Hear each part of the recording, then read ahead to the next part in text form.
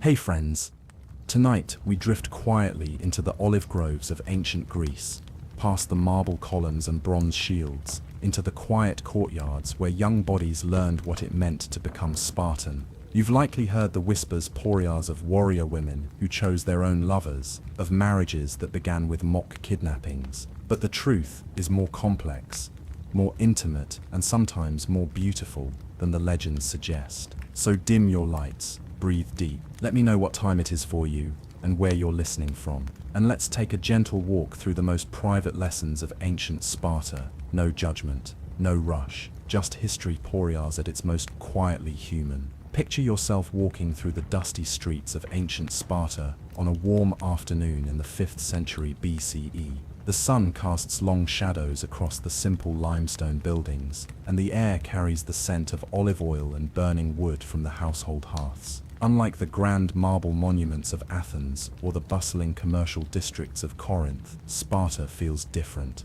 quieter, more purposeful.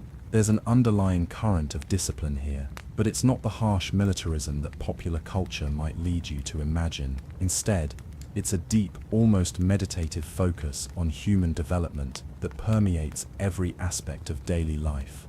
As you continue your gentle journey through these ancient streets, you begin to notice the children, young boys and girls perhaps 7 or 8 years old, moving together in small groups. Their bodies are lean and strong, their movements confident and fluid. They're not hurrying to some distant destination, but rather walking with the kind of purposeful calm that comes from knowing exactly where they belong in the world. These children are part of something extraordinary, something that sets Sparta apart from every other society in the ancient Mediterranean world. They are products of the Agoge, a comprehensive educational system that would shape not just their minds and bodies, but their entire understanding of what it means to be human. The Agoge system represents one of history's most fascinating experiments in human development. Unlike the educational approaches of other Greek city-states, which focused primarily on intellectual pursuits for boys and domestic skills for girls, the Spartan system embraced a holistic view of education that encompassed physical, mental, emotional, and yes, intimate development. This wasn't simply military training, though that's how it's often portrayed in modern retellings. The Agoge was a comprehensive preparation for life itself, designed to create human beings who were not just effective warriors, but complete individuals capable of contributing to every aspect of Spartan society. To understand how revolutionary this approach was, we must first consider the broader context of ancient Greek attitudes toward education and human development. In most Greek cities, education was divided along strict gender lines. Boys attended formal schools where they learned reading, writing, arithmetic, and rhetoric. They studied the works of Homer and other classical authors, learned to debate and argue, and prepared for their future roles as citizens and leaders. Girls, meanwhile, received informal education at home, learning domestic skills like weaving, cooking, and household management. Their preparation for adult life focused almost exclusively on their future roles as wives and mothers. The physical body, in most Greek societies, was viewed with a complex mixture of admiration and suspicion. While the Greeks certainly celebrated physical beauty and athletic achievement, they also maintained a philosophical tradition that often placed the mind and spirit above the body. Physical pleasure, particularly intimate pleasure, was frequently viewed as a distraction from higher pursuits. Sexual education, when it occurred at all, was often limited to basic instruction about reproduction and marriage duties. Sparta challenged every one of these assumptions.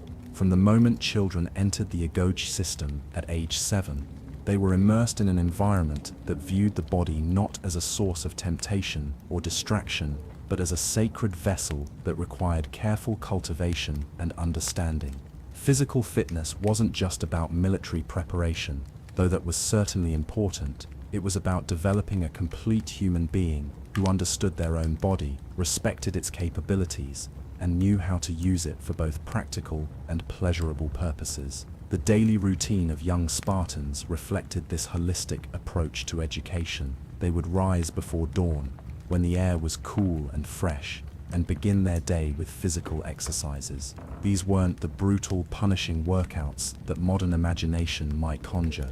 Instead, they were carefully designed activities that built strength, flexibility, and endurance, while also fostering body awareness and confidence. Young people learned to move with grace and purpose, to understand their physical capabilities and limitations, and to appreciate the beauty and functionality of the human form. As the morning progressed, these physical activities would transition seamlessly into other forms of learning. Children might gather in the shade of olive trees to discuss philosophical questions, or they might practice music and poetry while their bodies cooled down from exercise. The integration of physical and intellectual development was so complete that it would have been difficult for a visitor to identify where one type of education ended and another began. This integration extended naturally to what we might call intimate education. Unlike other Greek societies, where sexual knowledge was often shrouded in mystery and shame, Sparta approached this aspect of human development with the same matter-of-fact practicality they brought to military training or agricultural instruction. The human body, including its capacity for intimate pleasure and reproduction, was simply another aspect of life that required proper understanding and preparation. The archaeological evidence supports this picture of Spartan educational practices. Excavations at various Spartan sites have revealed gymnasium complexes where boys and girls exercised together, something that would have been scandalous in other Greek cities. We find evidence of mixed-gender athletic competitions, communal bathing facilities, and residential areas designed to foster close relationships between young people of both sexes. These physical remains paint a picture of a society that was remarkably comfortable with the human body and its various functions. The literary sources provide even more detailed insights into Spartan educational philosophy. Plutarch, writing in the 1st century CE, but drawing on much earlier sources, describes a society where young people were encouraged to develop close, intimate relationships as part of their overall education. He tells us that Spartan girls exercised naked alongside boys, not out of immodesty, but because the Spartans believed that physical shame was counterproductive to proper development. They wanted their young people to be comfortable with their own bodies and appreciative of the beauty of others. Xenophon, who lived much closer to the classical period and actually spent time in Sparta, provides similar accounts. His description of Spartan educational practices emphasizes the integration of physical and emotional development. He tells us that young Spartans were taught to form deep, meaningful relationships with their peers, relationships that included both emotional intimacy and physical affection. These weren't casual encounters, but rather carefully guided explorations of human connection that were seen as essential preparation for adult life. The role of physical fitness in this educational system cannot be overstated. For the Spartans, a strong, healthy body was not just practically useful but morally significant. They believed that physical weakness led to moral weakness, that a person who couldn't control and discipline their body would struggle to control and discipline their mind and emotions. This philosophy extended naturally to intimate relationships. A person who understood their body, who had learned to appreciate physical pleasure while maintaining self-discipline, would be better equipped for the challenges and responsibilities of adult life. This emphasis on physical development was particularly revolutionary in its treatment of women. While girls in other Greek cities were often kept indoors and discouraged from vigorous physical activity, Spartan girls were expected to be as strong and capable as their male counterparts. They ran races, wrestled, and participated in athletic competitions. They developed the same kind of body awareness and physical confidence that characterized Spartan men. The implications of this approach for intimate education were profound. Young women who had grown up comfortable with their bodies, who had learned to appreciate physical strength and beauty, who had developed close relationships with both male and female peers, approached intimate relationships with a confidence and knowledge that would have been impossible in other ancient societies. They weren't passive recipients of male attention, but active participants in the complex dance of human attraction and connection. The religious dimension of Spartan education also played a crucial role in shaping attitudes toward intimate relationships. The Spartans worshipped many of the same gods as other Greeks, but they emphasized different aspects of these deities. Artemis, the goddess of the hunt and protector of young women, was particularly important in Spartan religious practice. But rather than emphasizing her virginal aspects, as other Greeks might, the Spartans celebrated her as a protector of young people navigating the transition to adulthood, including the intimate aspects of that transition. Similarly, Aphrodite, the goddess of love and beauty, was honored not just as a deity of romantic passion, but as a patron of healthy, productive relationships. The Spartans believed that intimate pleasure, when properly understood and appropriately expressed, was a gift from the gods, something to be celebrated rather than hidden or suppressed. This religious framework provided a crucial foundation for Spartan intimate education. Young people learned that their bodies and their capacity for intimate connection were sacred gifts that required proper stewardship. They were taught to approach intimate relationships with reverence and respect, but also with joy and appreciation. This wasn't hedonistic indulgence, but rather a sophisticated understanding of human nature that recognized the importance of physical and emotional intimacy in creating a complete, fulfilled life. The sources also reveal interesting details about the practical aspects of Spartan intimate education. Unlike other Greek societies, where young people might receive minimal instruction about sexual matters, often just before marriage, Spartan education included ongoing, age-appropriate guidance about intimate relationships throughout the developmental process. Young children learned about the basic facts of reproduction as naturally as they learned about any other aspect of life.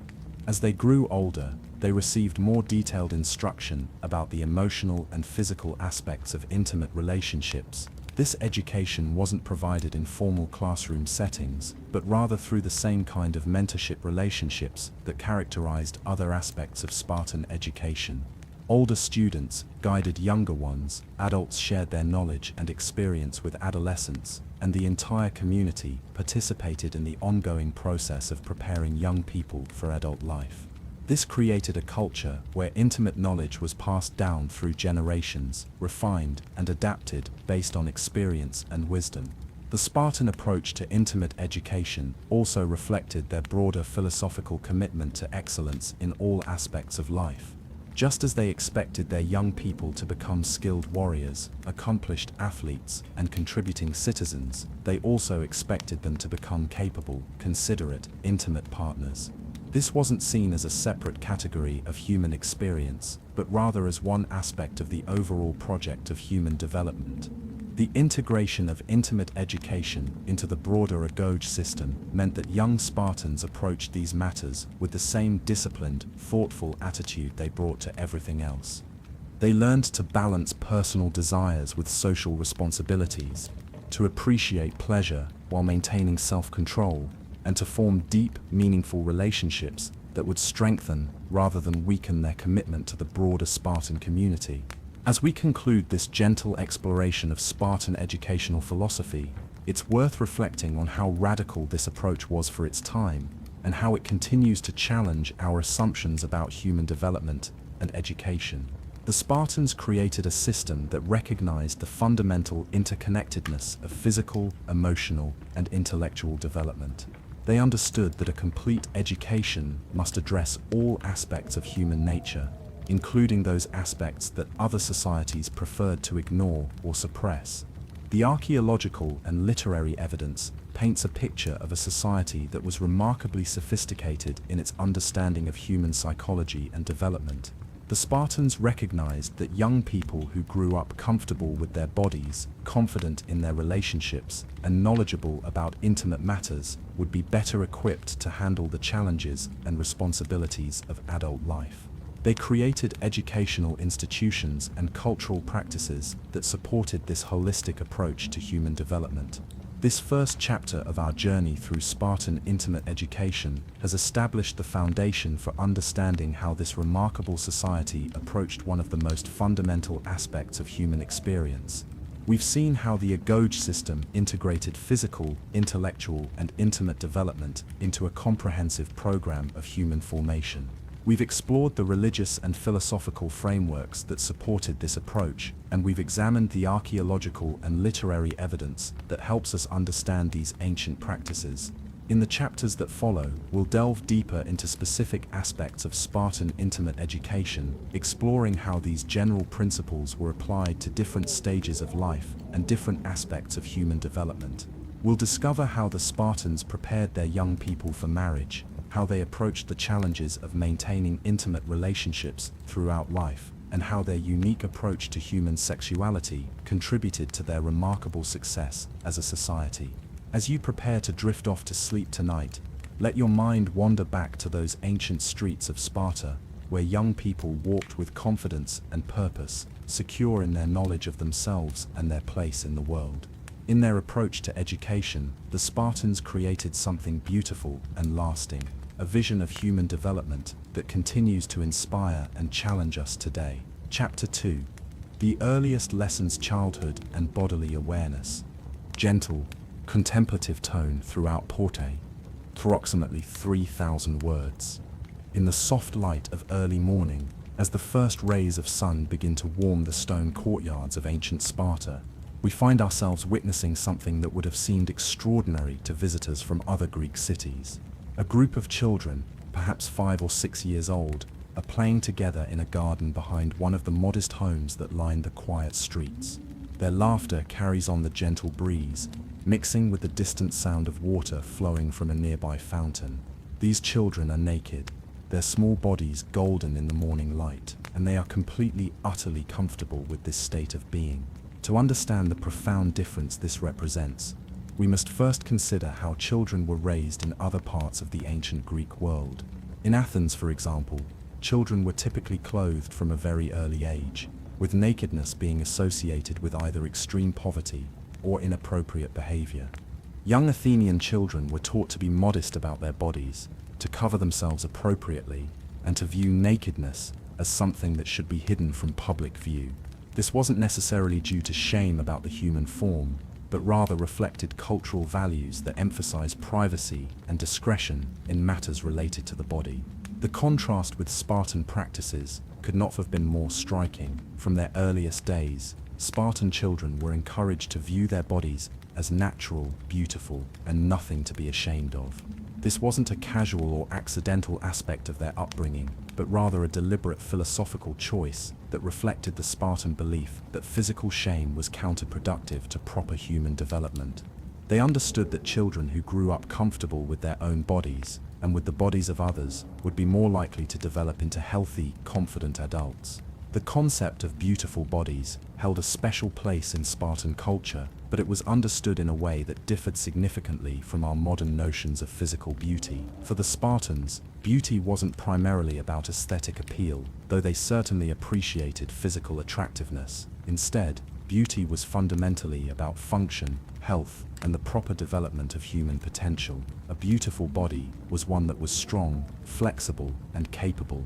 It was a body that could run long distances, climb trees, swim in rivers, and perform all the various tasks that life might demand. This understanding of beauty began to be cultivated from the very earliest stages of childhood. Spartan parents didn't simply allow their children to be naked, they actively encouraged activities and experiences that would help these young people develop an appreciation for the human form in all its variations. Children were taught to observe the differences between male and female bodies, not with embarrassment or giggling, but with the same kind of scientific curiosity they might bring to studying the different types of birds in the olive groves or the various phases of the moon.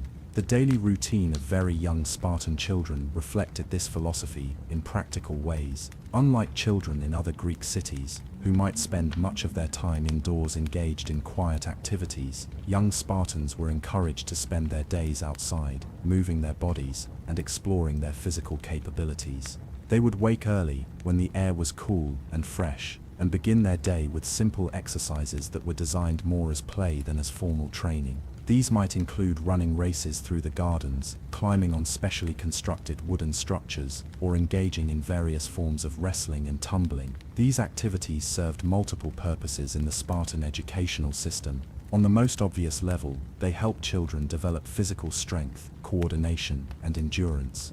But they also provided opportunities for young people to observe and learn about human anatomy in a natural, unself-conscious way. When children wrestled together, they learned about the differences in body structure between boys and girls. When they ran races, they observed how different body types might be better suited for different kinds of activities. When they climbed and tumbled, they developed an intimate understanding of their own physical capabilities and limitations. The role of older children in teaching younger ones was particularly important in this aspect of Spartan education. Unlike other Greek societies, where knowledge was typically transmitted from adults to children through formal instruction, Sparta relied heavily on peer-to-peer learning. Older children, perhaps 8 or 9 years old, would naturally take on responsibility for guiding and instructing their younger peers. This created a continuous cycle of learning that was both more natural and more comprehensive than formal classroom instruction could ever be. These older children would teach younger ones not just about physical activities, but also about the proper attitudes and behaviors related to the human body. They would explain why nakedness was natural and appropriate in certain contexts, how to appreciate the beauty of different body types, and how to maintain proper hygiene and care for their physical selves. This instruction was given in the same matter-of-fact tone that might be used to explain how to tend a garden or care for animals. There was no special emphasis or dramatic presentation. It was simply part of the natural process of growing up. The games and activities that subtly taught about human anatomy were particularly sophisticated in their design. Spartan educators understood that children learn best through play, and they created numerous opportunities for young people to explore and understand their bodies through enjoyable activities. One popular game involved children working together to create human sculptures, with some children serving as the clay while others served as the sculptors. This required close physical contact and careful observation of body structure, all while maintaining an atmosphere of fun and creativity. Another common activity involved children painting each other's bodies with natural pigments made from berries and clay. This wasn't just artistic expression, though creativity was certainly encouraged. It was also a way for children to learn about the geography of the human form, to understand how different parts of the body related to each other, and to appreciate the natural beauty of human skin and muscle. The paintings were often abstract or decorative, but the process of creating them required careful attention to anatomical details. Swimming was another activity that played a crucial role in developing bodily awareness among young Spartans. Unlike many other Greek cities, where swimming was often viewed as a specialized skill needed only by sailors or fishermen, Sparta considered swimming to be an essential part of every child's education. The local rivers and streams provided perfect environments for children to learn not just the mechanics of swimming, but also to become completely comfortable with their bodies in water. The experience of swimming naked in natural bodies of water created opportunities for children to observe and appreciate the human form in a completely natural setting. They would see how different body types moved through water, how muscle and bone worked together to create efficient motion, and how the human body was adapted for a wide range of physical activities. This wasn't formal anatomy instruction, but rather experiential learning that created deep, intuitive understanding of human physicality. The gender differences in early childhood education were subtle but significant. While boys and girls participated in many of the same activities and received much of the same instruction, there were some differences in emphasis and approach. Boys were often encouraged to engage in slightly more aggressive forms of play, activities that would prepare them for their future roles as warriors and leaders. Girls, while still encouraged to be strong and athletic, might receive additional instruction in activities that would prepare them for their future roles as mothers and household managers. However, these differences were much less pronounced than they would have been in other Greek societies. Spartan girls were expected to be nearly as strong and capable as their male counterparts, and they received much of the same instruction in bodily awareness and physical development. The underlying philosophy was that both boys and girls needed to understand their bodies, appreciate physical beauty, and develop the kind of confidence and self-awareness that would serve them well in adult life. The early exposure to nudity and bodily functions as natural aspects of human existence was perhaps the most revolutionary aspect of Spartan child-rearing practices. In other Greek cities, children were typically taught to view certain bodily functions as shameful or embarrassing, things to be hidden and not discussed in polite company. Spartan children, by contrast, were taught to view all aspects of human physiology as natural and worthy of understanding. This approach extended to instruction about reproduction and the creation of new life. Unlike other societies, where children might be kept ignorant of these matters until they were nearly adults, young Spartans received age-appropriate instruction about how babies were made and born. This wasn't detailed or explicit instruction, but rather simple, factual information that was presented in the same straightforward manner used to explain any other natural process. The practical implications of this approach were profound. Children who grew up comfortable with their bodies, knowledgeable about basic human physiology, and unashamed of natural bodily functions were much better prepared for the challenges and responsibilities of adult life. They were less likely to develop the kinds of anxieties and inhibitions that could interfere with healthy, intimate relationships, and they were more likely to approach all aspects of human sexuality with confidence and wisdom. The archaeological evidence supports this picture of Spartan child-rearing practices. Excavations at various Spartan sites have revealed children's toys and games that seem designed to teach about human anatomy and physiology. These include dolls with articulated joints that would have helped children understand how the human body moved, as well as various puzzles and games that required knowledge of body parts and their functions. The artistic evidence is equally compelling. Spartan pottery and sculpture from the classical period frequently depicts children at play, often naked, engaged in various physical activities. These images suggest a society that was completely comfortable with childhood nudity and that viewed the young human body as something beautiful and worthy of artistic representation. The literary sources provide additional insights into Spartan attitudes toward childhood and bodily awareness. Plutarch tells us that Spartan children were encouraged to be bold and free in their behavior, unencumbered by the kind of excessive modesty that characterized children in other Greek cities. He describes young Spartans as being naturally confident and comfortable with their bodies, able to move and play without self-consciousness or shame. Xenophon provides similar accounts, emphasizing the natural ease with which young Spartans approached physical activities and bodily awareness. He notes that Spartan children seem to have an intuitive understanding of their own bodies and physical capabilities, something that he attributed to their unique upbringing and educational practices. The religious dimension of Spartan child-rearing also played a role in shaping attitudes toward bodily awareness. The Spartans worshipped several deities who were associated with children and physical development, including Artemis in her role as protector of young people, and various local gods and goddesses who were believed to watch over children's health and growth. The festivals and rituals associated with these deities often included activities that celebrated the beauty and potential of young bodies. One particularly important festival was the Gymnopediae, or Festival of Naked Boys, which was held annually in honor of Apollo. During this festival, children of various ages would perform dances and songs while naked, celebrating the natural beauty of the human form and the proper development of young bodies. This wasn't a sexualized event, but rather a religious ceremony that honored the gods by displaying the healthy, beautiful bodies of Spartan youth. The psychological impact of this approach to childhood education cannot be overstated. Children who grew up in an environment where their bodies were viewed as natural, beautiful, and worthy of appreciation developed a fundamentally different relationship with their physical selves than children in other Greek cities. They were more likely to be confident in their movements, comfortable with physical contact, and unashamed of their natural bodily functions. This psychological foundation would prove crucial as these children grew older and began to navigate the more complex aspects of human relationships and sexuality. The confidence and self-awareness that they developed in early childhood would serve them well as they entered adolescence and began to explore more mature forms of intimate connection.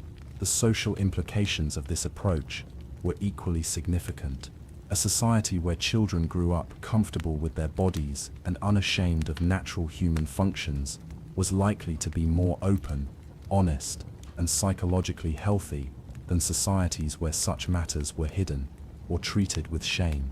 The Spartans understood that the foundations of adult sexual health and relationship skills were laid in early childhood, and they designed their educational practices accordingly. As we conclude this gentle exploration of Spartan childhood, and bodily awareness, it's worth reflecting on how this approach might inform our own understanding of child development and education.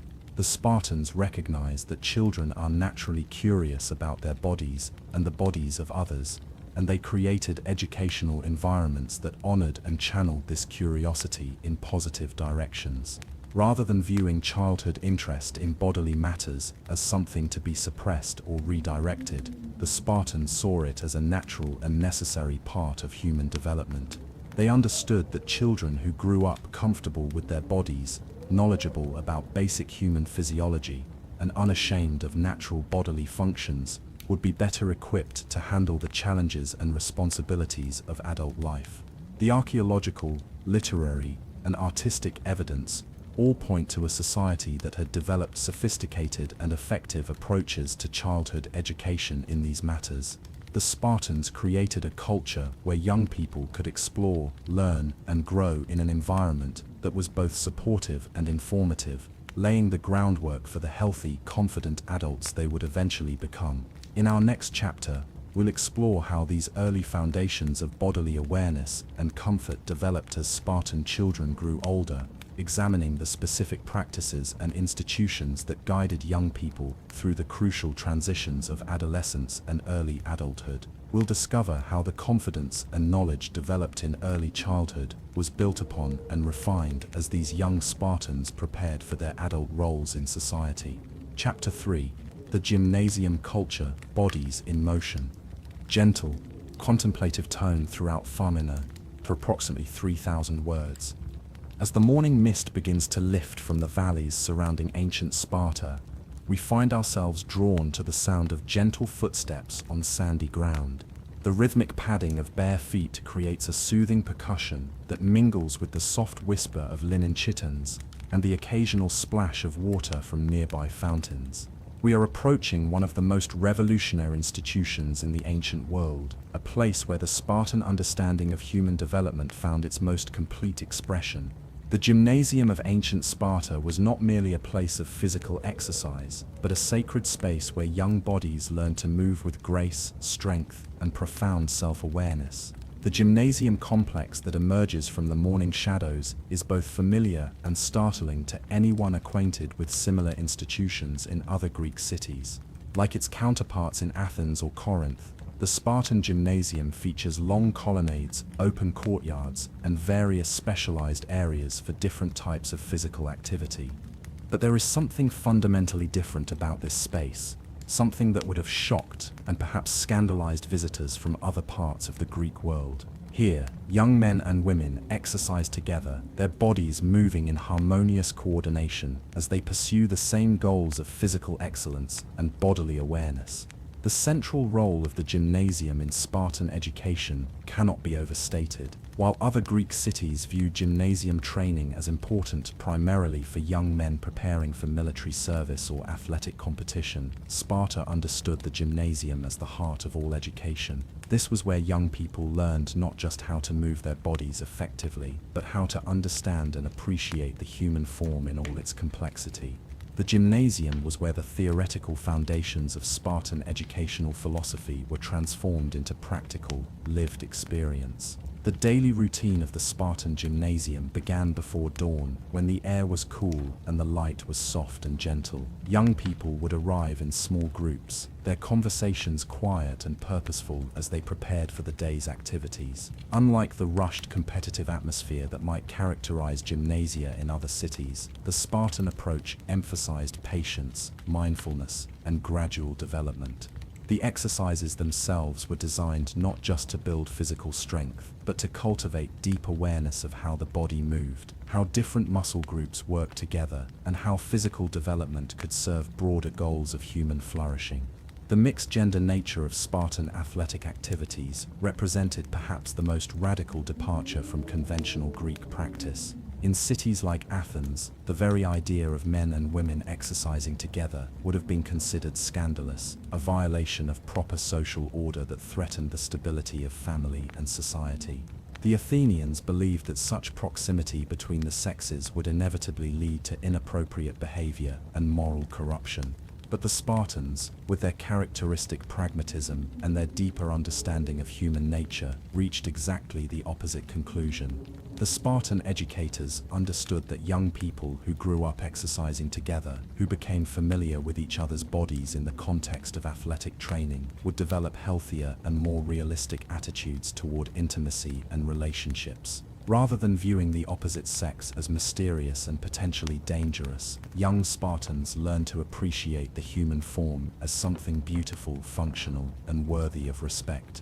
The gymnasium became a place where natural curiosity about physical differences could be satisfied in a controlled educational environment. The specific activities that took place in the Spartan gymnasium were carefully designed to promote both physical development and bodily awareness. Running was perhaps the most fundamental activity, but it was approached with a sophistication that went far beyond simple cardiovascular conditioning. Young Spartans learned to run with different gaits and rhythms, to understand how their bodies responded to various types of terrain, and to appreciate the subtle differences in how male and female bodies moved through space. The long-distance runs that were a staple of Spartan education provided opportunities for young people to observe and learn from each other's techniques, creating a natural environment for the exchange of knowledge and the development of mutual respect. Wrestling represented another crucial component of gymnasium training, and here the mixed-gender nature of Spartan education became particularly significant. Young men and women would practice wrestling techniques together, learning not just about physical leverage and technique, but about the intimate dynamics of physical contact between the sexes. This wasn't casual or uncontrolled interaction, but rather carefully supervised instruction that helped young people understand appropriate boundaries while also fostering comfort with physical intimacy. The wrestling matches themselves were conducted with a sense of ritual and ceremony that elevated them beyond mere physical competition. Participants would oil their bodies with olive oil, not just for practical reasons related to grip and skin protection, but as part of a process that honored the beauty and functionality of the human form. The application of oil became a social activity in itself, with young people helping each other prepare for exercise in ways that promoted both practical cooperation and aesthetic appreciation. Swimming activities in the gymnasium complex provided yet another opportunity for young Spartans to develop bodily awareness and comfort with nudity. The pools and bathing areas were designed to accommodate both men and women, creating spaces where young people could observe and appreciate the human form in its natural state. The act of swimming itself, with its requirement for fluid, coordinated movement, helped develop an intuitive understanding of how the body moved through three-dimensional space. The normalization of nudity in athletic contexts was perhaps the most striking aspect of Spartan gymnasium culture. While other Greeks might exercise naked in certain circumstances, particularly during formal athletic competitions, the Spartans made nudity a regular and unremarkable part of daily education. This wasn't motivated by any kind of exhibitionism or inappropriate behavior, but rather by a philosophical commitment to the idea that the human body was inherently beautiful and that shame about physical appearance was counterproductive to proper development. The psychological impact of this approach to nudity was profound and far-reaching. Young people who grew up exercising naked alongside their peers developed a fundamentally different relationship with their own bodies and with physical intimacy than their counterparts in other Greek cities. They learned to appreciate the natural variations in human form, to understand that beauty came in many different shapes and sizes, and to focus on functionality and health rather than conformity to narrow aesthetic ideals. The reactions of visitors from other Greek cities to Spartan gymnasium practices provide fascinating insights into just how revolutionary these approaches were. Athenian writers frequently commented on the shocking sight of Spartan men and women exercising together, often with a mixture of fascination and moral outrage. They couldn't understand how such practices didn't lead to social chaos and moral corruption. Some visitors were genuinely impressed by the physical capabilities of Spartan women, noting that they seemed stronger and more confident than women in other Greek cities. The historian Xenophon, who spent considerable time in Sparta and was generally sympathetic to Spartan practices, provided detailed accounts of gymnasium activities that emphasized both their physical and educational benefits. He noted that young Spartans seemed to have an intuitive understanding of their own bodies and physical capabilities, something he attributed to their unique educational practices. His descriptions suggest that the gymnasium served as a kind of laboratory for human development, where young people could experiment with different forms of physical expression while learning about themselves and others. Plutarch, writing centuries later but drawing on earlier sources, provided additional insights into the philosophical foundations of Spartan gymnasium culture. He emphasized that the Spartans viewed physical training not as an end in itself, but as a means of developing complete human beings who were prepared for all aspects of adult life.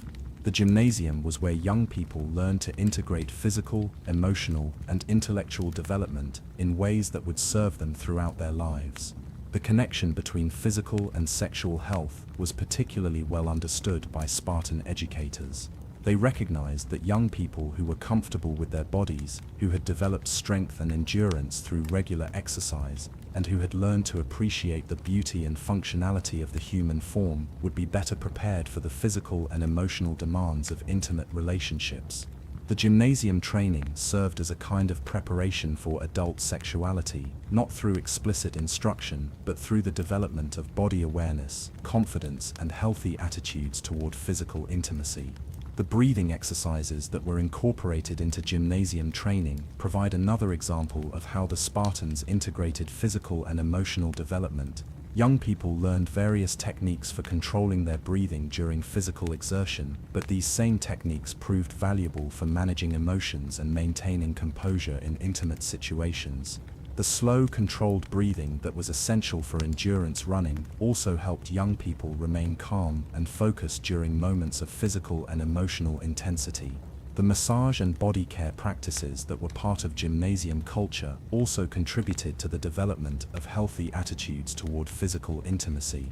Young people learned to give and receive massage as part of their recovery from exercise, developing skills in touch and physical communication that would serve them well in adult relationships. These practices were conducted with the same matter-of-fact attitude that characterized other aspects of Spartan education, treating physical touch as a natural and beneficial part of human interaction.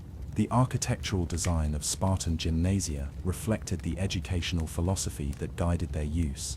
Unlike gymnasia in other cities, which were often designed to separate different types of activities and different groups of users, Spartan facilities emphasized integration and interaction. The spaces flowed together naturally, encouraging spontaneous interaction between young people engaged in different activities. The bathing areas were designed to accommodate both men and women while still maintaining appropriate levels of privacy and respect. The time of day when various activities took place was also carefully considered to maximize their educational impact. The early morning hours, when the air was cool and the light was soft, were reserved for the most physically demanding activities. This timing not only provided optimal conditions for exercise, but also created a sense of ritual and ceremony that elevated the experience beyond mere physical training. As the day progressed and the light grew stronger, activities might shift to those that emphasized skill development and social interaction. The seasonal variations in gymnasium activities provided additional opportunities for learning and development. During the cooler months, when outdoor activities were less comfortable, young people might focus more on indoor exercises that emphasized flexibility, balance, and control. The summer months, when the weather was warm and inviting, provided opportunities for more vigorous outdoor activities and for the kind of extended physical challenges that built both endurance and character. The graduation ceremonies that marked the completion of different phases of gymnasium training were elaborate affairs that celebrated both individual achievement and collective progress. These ceremonies often included demonstrations of physical skills, competitions between different groups of students, and formal recognition of those who had made particular progress in their development. But they also included more intimate ceremonies that acknowledged the personal growth and increased self-awareness that gymnasium training was designed to promote. The long-term impact of gymnasium training on Spartan society was evident in the physical and emotional health of adult Spartans. Visitors from other Greek cities frequently commented on the confidence and poise of Spartan men and women, noting that they seemed more comfortable with their bodies and more capable of maintaining healthy relationships than their counterparts elsewhere. The gymnasium training provided a foundation of physical and emotional health that supported all aspects of adult life. The integration of physical training with broader educational goals meant that the gymnasium served multiple functions in Spartan society. It was simultaneously a place of physical conditioning, social interaction, aesthetic education, and preparation for adult relationships. This multifaceted approach to education reflected the Spartan understanding that human development was a complex process that required attention to all aspects of human nature. As we conclude this gentle exploration of Spartan gymnasium culture, we can appreciate how this institution represented a revolutionary approach to human development. The Spartans understood that the body was not separate from the mind or spirit, but rather an integral part of the complete human being. Their gymnasium practices reflected this understanding, creating spaces where young people could develop physical strength, emotional confidence, and social skills in an integrated, supportive environment. The legacy of Spartan gymnasium culture extends far beyond the boundaries of ancient Greece. Their insights into the connections between physical health, emotional well-being, and social development continue to inform our understanding of human development and education. The gymnasium served as a laboratory for human potential, a place where the theoretical foundations of Spartan educational philosophy were transformed into practical, lived experience that prepared young people for all aspects of adult life. In the gentle rhythm of bodies in motion, in the quiet conversations that followed exercise, in the mutual respect and appreciation that developed between young men and women training together, we can see the foundations of a society that understood human sexuality and intimacy as natural, beautiful, and worthy of careful cultivation. The gymnasium was where these foundations were laid, where young Spartans learned to move through the world with confidence, grace, and deep appreciation for the miracle of human physical and emotional connection. Chapter 4. The Spartan Woman's Strength, Choice, and Desire. Gentle, contemplative tone throughout approximately 3,000 words. In the gentle morning light that filters through the olive groves of ancient Sparta, we encounter a figure that would have been remarkable in any corner of the ancient world. A young woman, perhaps 20 years old, moves with fluid grace across the training ground behind her family's home. Her body is lean and strong, her movements confident and purposeful. Her hair is bound simply with a leather cord, and she wears the short chiton that marks her as a Spartan woman. There is something in her bearing, in the way she holds herself, that speaks of a fundamental difference from the women we might encounter in other Greek cities. This is a woman who has been raised to understand her own strength, to trust in her own judgment, and to approach life with the kind of confidence that comes from genuine preparation and education. The position of women in Spartan society represented one of the most radical departures from conventional Greek practice, and nowhere was this more evident than in attitudes toward female sexuality and intimate relationships. While women in other Greek cities were often treated as perpetual minors, requiring the guardianship of fathers, husbands, or male relatives throughout their lives, Spartan women enjoyed a degree of independence and autonomy that would not be matched in most societies until the modern era. This independence was not accidental or incidental, but rather the result of deliberate educational and social policies that recognized the crucial role of women in creating and maintaining a healthy society. The physical training that Spartan women received from childhood created a foundation for this independence that extended far beyond simple athletic achievement. Unlike women in other Greek cities, who were often kept indoors and discouraged from vigorous physical activity, Spartan women were expected to develop the same kind of physical strength and endurance that characterized their male counterparts. This training began in early childhood and continued throughout their lives, creating women who were not only physically capable, but also psychologically confident and emotionally resilient. The impact of this physical training on sexual health and childbirth was profound and far-reaching. Spartan women who had spent their lives developing strength, flexibility, and endurance were far better prepared for the physical demands of pregnancy and childbirth than their counterparts in other Greek cities. They understood their bodies intimately, knew how to maintain their health through various life phases, and approached intimate relationships with the kind of physical confidence that enhanced both their own pleasure and that of their partners. The connection between physical fitness and sexual health was well understood by Spartan educators and medical practitioners. They recognized that women who were strong and healthy were more likely to experience pleasure in intimate relationships, more likely to conceive and carry children successfully, and more likely to maintain their health and vitality throughout their lives. The physical training that began in childhood was therefore not just about athletic achievement, but about creating women who were prepared for all aspects of adult life, including the most intimate aspects. The breathing exercises that were incorporated into female physical training provide a particularly interesting example of how the Spartans integrated physical and intimate education. Young women learned various techniques for controlling their breathing during physical exertion, but these same techniques proved valuable for managing the intensity of both intimate pleasure and the challenges of childbirth. The slow, controlled breathing that was essential for endurance running also helped women remain calm and focused during moments of physical and emotional intensity. The concept of female desire and agency in mate selection represented another revolutionary aspect of Spartan women's education. While women in other Greek cities had little or no say in their choice of marriage partners, Spartan women were actively encouraged to participate in the selection process. This wasn't simply a matter of being consulted about potential matches, but rather a recognition that women who were physically and emotionally attracted to their partners would be more likely to form successful, productive relationships. The educational process that prepared young Spartan women for this role in mate selection was sophisticated and comprehensive.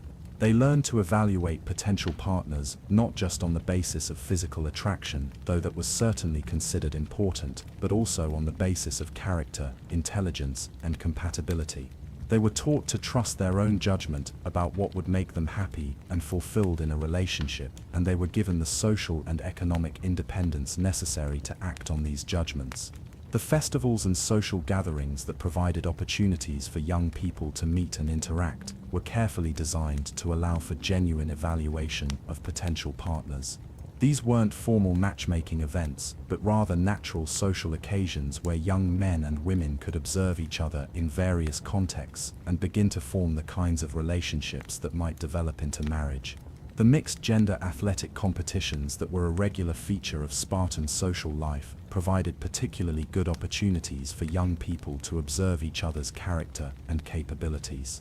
The marriage customs that developed in Sparta differed dramatically from those practiced in other Greek cities, reflecting the unique position of women in Spartan society. Rather than being transferred from the authority of their fathers to the authority of their husbands, Spartan women entered marriage as partners with significant rights and responsibilities. The marriage ceremony itself was designed to emphasize this partnership, with both bride and groom taking active roles in the ritual and making mutual commitments to each other.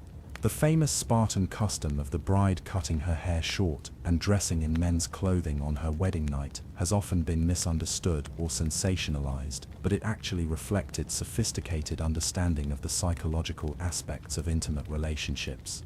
The Spartans recognized that the transition from single to married life could be challenging for both partners, and they designed customs that eased this transition while also emphasizing the equality of the relationship.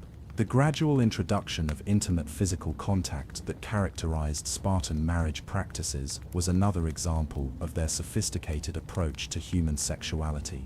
Rather than expecting couples to immediately establish full intimacy, Spartan customs encouraged a gradual process of getting to know each other physically and emotionally. This approach recognized that successful intimate relationships required time, patience, and mutual understanding to develop properly. The economic independence that Spartan women enjoyed was closely connected to their sexual autonomy and provided a crucial foundation for their unique position in society. Unlike women in other Greek cities, who were typically dependent on male relatives for economic support throughout their lives, Spartan women could own property, manage their own financial affairs, and make independent decisions about their lives and relationships. This economic independence meant that their intimate relationships were based on genuine choice and mutual attraction, rather than economic necessity. The inheritance laws that governed Spartan society reflected this commitment to female economic independence. Women could inherit property from their parents, and they retained control over their own wealth even after marriage. This created a situation where women entered relationships as economic equals rather than as dependents, fundamentally changing the dynamics of intimate relationships and family life. The business activities that many Spartan women engaged in provided additional opportunities for them to develop confidence and independence. Some women managed agricultural estates, others were involved in trade and commerce, and still others pursued various forms of skilled craftsmanship. These activities not only provided economic benefits, but also created social networks and opportunities for personal growth that enhanced their overall quality of life. The role of Spartan women in educating their daughters represented perhaps the most important aspect of their unique position in society. Unlike other Greek cities, where formal education was typically provided by male teachers and focused primarily on domestic skills, Spartan mothers took active responsibility for preparing their daughters for all aspects of adult life, including intimate relationships and sexuality.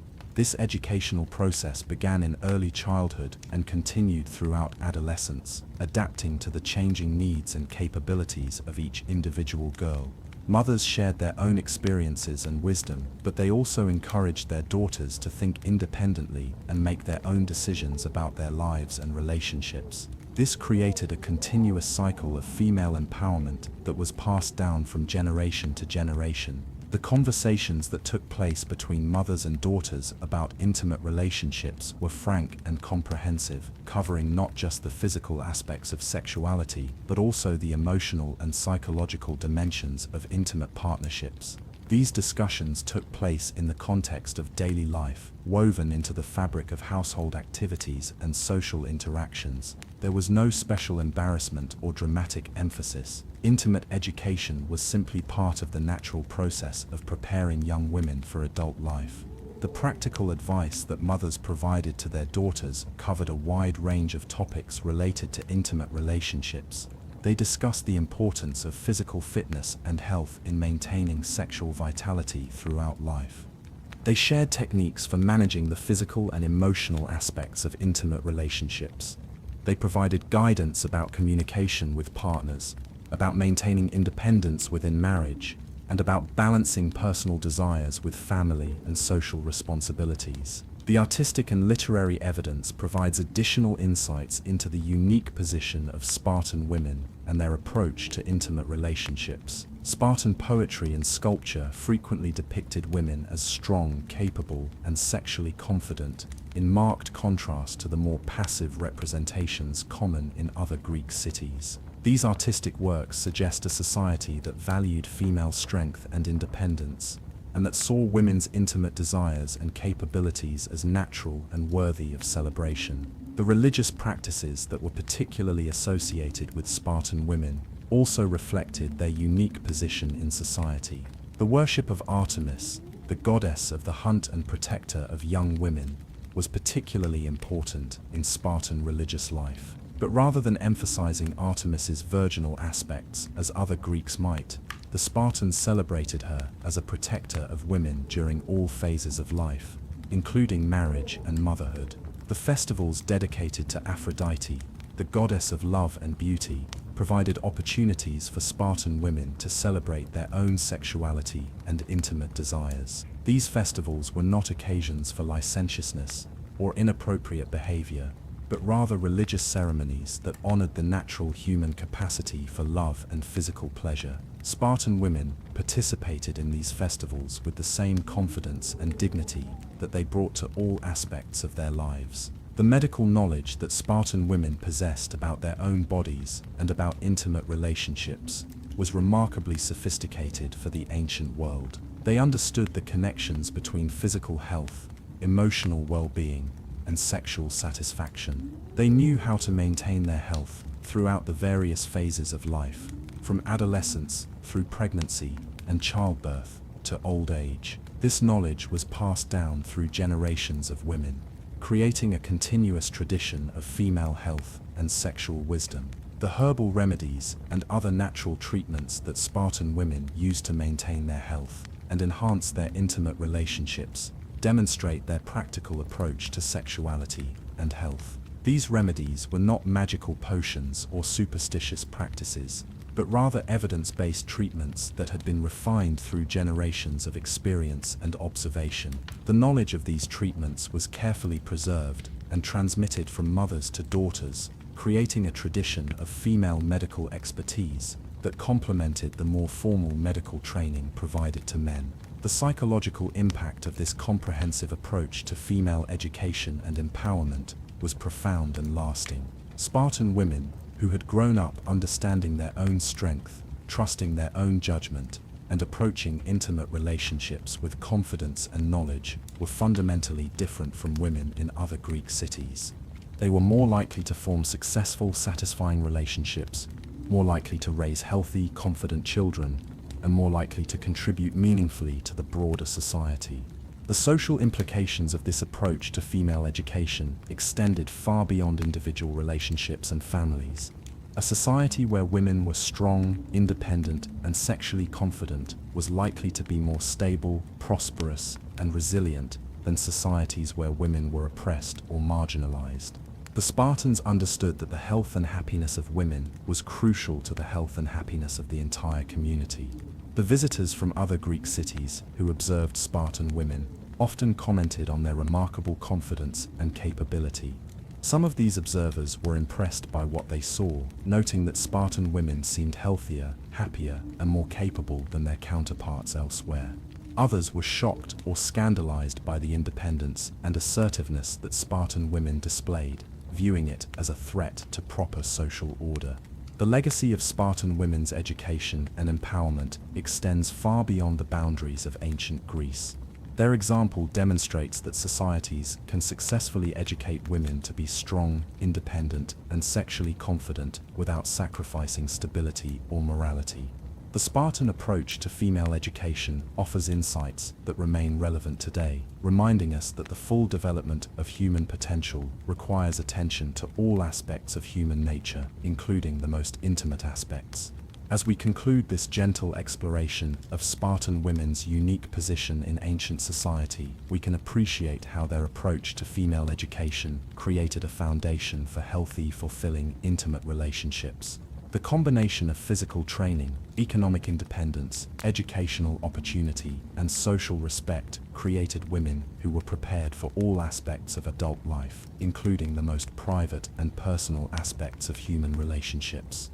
The quiet strength that characterized Spartan women, their confidence in their own bodies and desires, their ability to form meaningful partnerships based on mutual respect and attraction, all of these qualities emerged from an educational system that recognized the full humanity and potential of women. In the gentle movements of women training in the gymnasium, in the frank conversations between mothers and daughters, in the confident participation of women in social and economic life, we can see the foundations of a society that understood human sexuality and intimate relationships as natural, beautiful, and worthy of careful cultivation for all members of the community. Chapter 5. The Cryptia and Coming of Age, Secret Rituals. Gentle, contemplative tone throughout. Speak slowly and deliberately. In the shadowed valleys of ancient Laconia, where olive groves whispered secrets to the mountain winds, there existed a ritual so profound and mysterious that even today, scholars debate its true nature. The Cryptia, that enigmatic institution of Spartan society, represented far more than a simple rite of passage. It was a transformation of the soul, a journey through darkness that would fundamentally alter how young Spartan men understood themselves, their relationships, and their place in the intricate web of human connection. Picture, if you will, the twilight hours of a Spartan autumn, when the air carries the scent of dying leaves and the distant echo of temple bells. Young men, barely past their 20th year, would gather in secret places, their faces solemn with the weight of what was to come. These were not ordinary youths, preparing for an ordinary ceremony. They were about to embark on a journey that would strip away every comfortable assumption about life, death, and the tender vulnerabilities that bind human hearts together. The Crypteia was not merely a military exercise, though violence was certainly part of its fabric. It was a carefully orchestrated psychological crucible, designed to forge not just warriors, but men who could navigate the complex emotional landscape of adult relationships with the same discipline they brought to the battlefield. In Sparta, the understanding of intimacy was inseparable from the understanding of survival, and both were learned through methods that would seem almost incomprehensible to our modern sensibilities. To comprehend the true nature of this institution, we must first understand that Spartan society viewed the development of sexual and emotional maturity as something that could not be left to chance or natural progression. Just as a potter shapes clay through careful pressure and controlled heat, so too did Spartan elders believe that the psyche of a young man must be deliberately molded through precise application of challenge and isolation. The Crypteia represented the final and most intense phase of this molding process. The selection process for the Crypteia was itself shrouded in mystery. Young men did not volunteer for this ordeal, nor were they chosen randomly.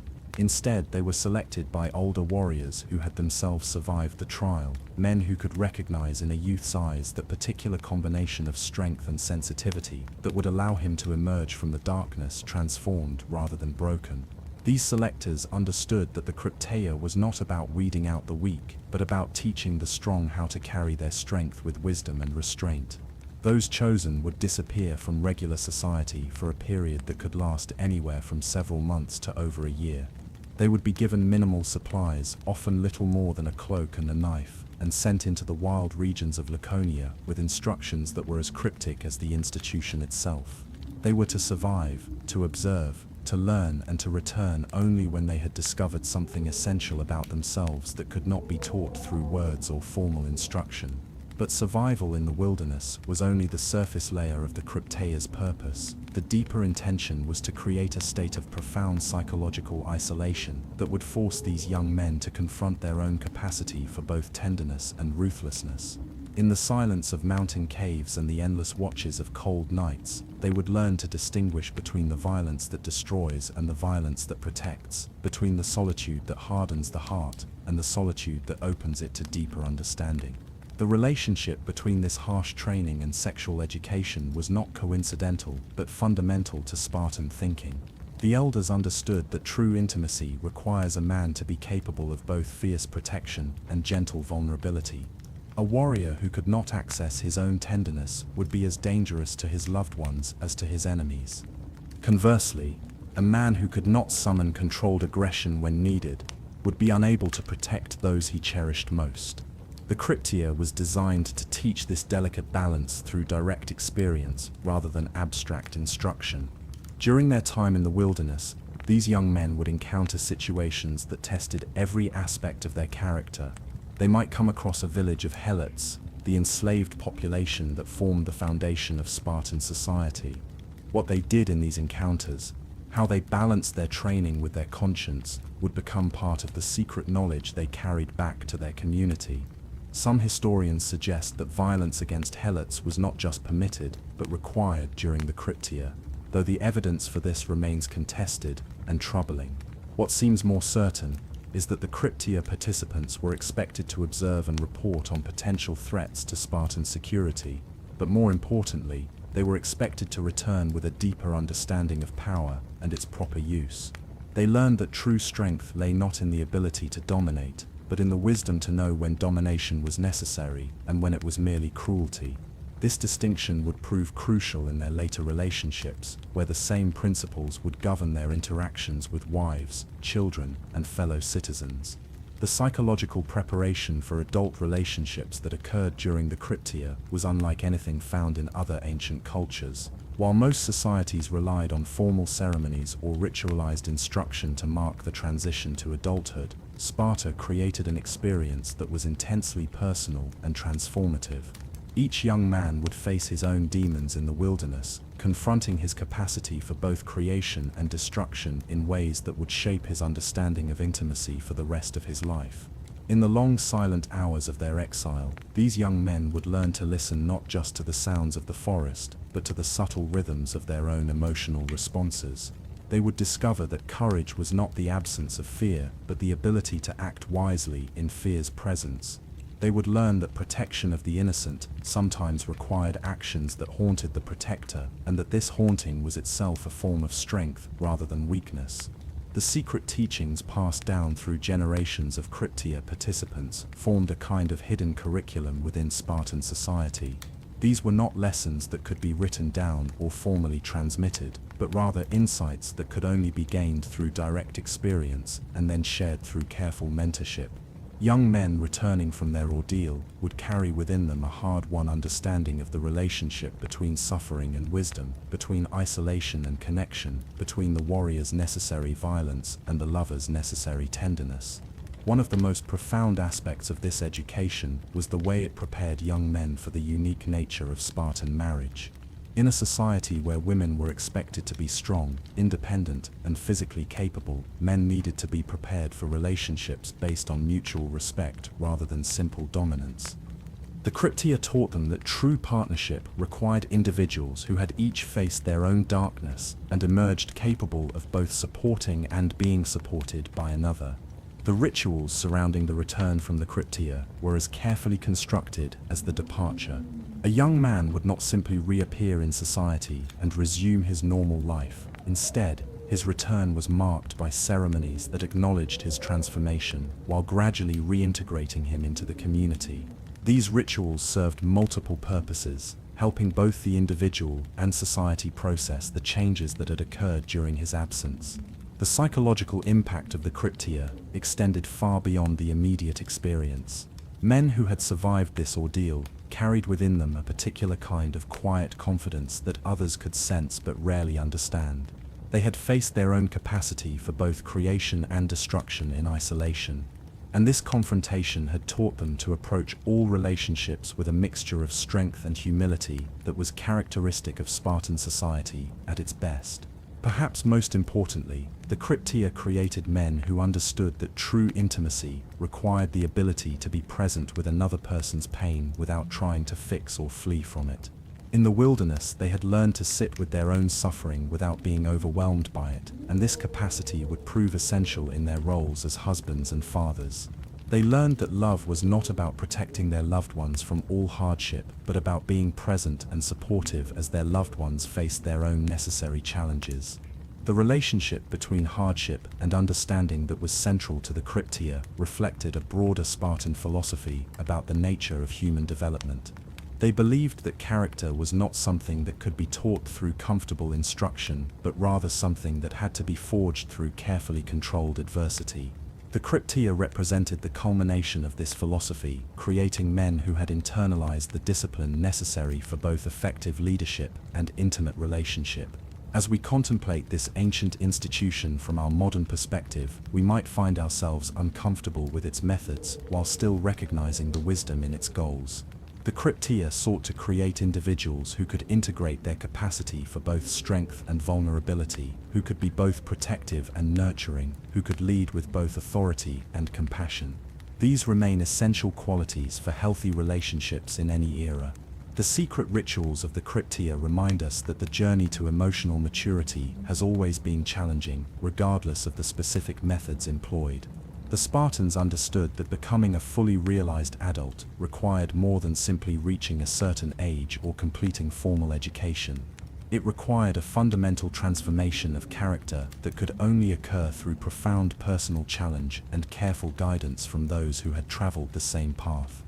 In the end, the Cryptia was not about creating perfect warriors or perfect lovers, but about creating men who understood that perfection was less important than integrity, and that integrity could only be maintained through constant vigilance over one's own motivations and actions. These young men returned from their ordeal, carrying within them the knowledge that true strength lay not in never falling, but in always rising again with greater wisdom and compassion. The legacy of the Cryptia extended far beyond the individual participants to shape the entire fabric of Spartan society. It created a culture where men were expected to be both fierce protectors and gentle partners, where leadership was understood to require both authority and humility, where the capacity for violence was balanced by an equally developed capacity for tenderness. This integration of seemingly opposing qualities was perhaps the most profound contribution of the Cryptia to Spartan understanding of human relationships. As the shadows lengthen and our exploration of this ancient mystery draws to a close, we are left with questions that resonate across the centuries. How do we prepare young people for the complexities of adult relationships? What role should challenge and adversity play in emotional development? How do we balance the need for strength with the equally important need for vulnerability?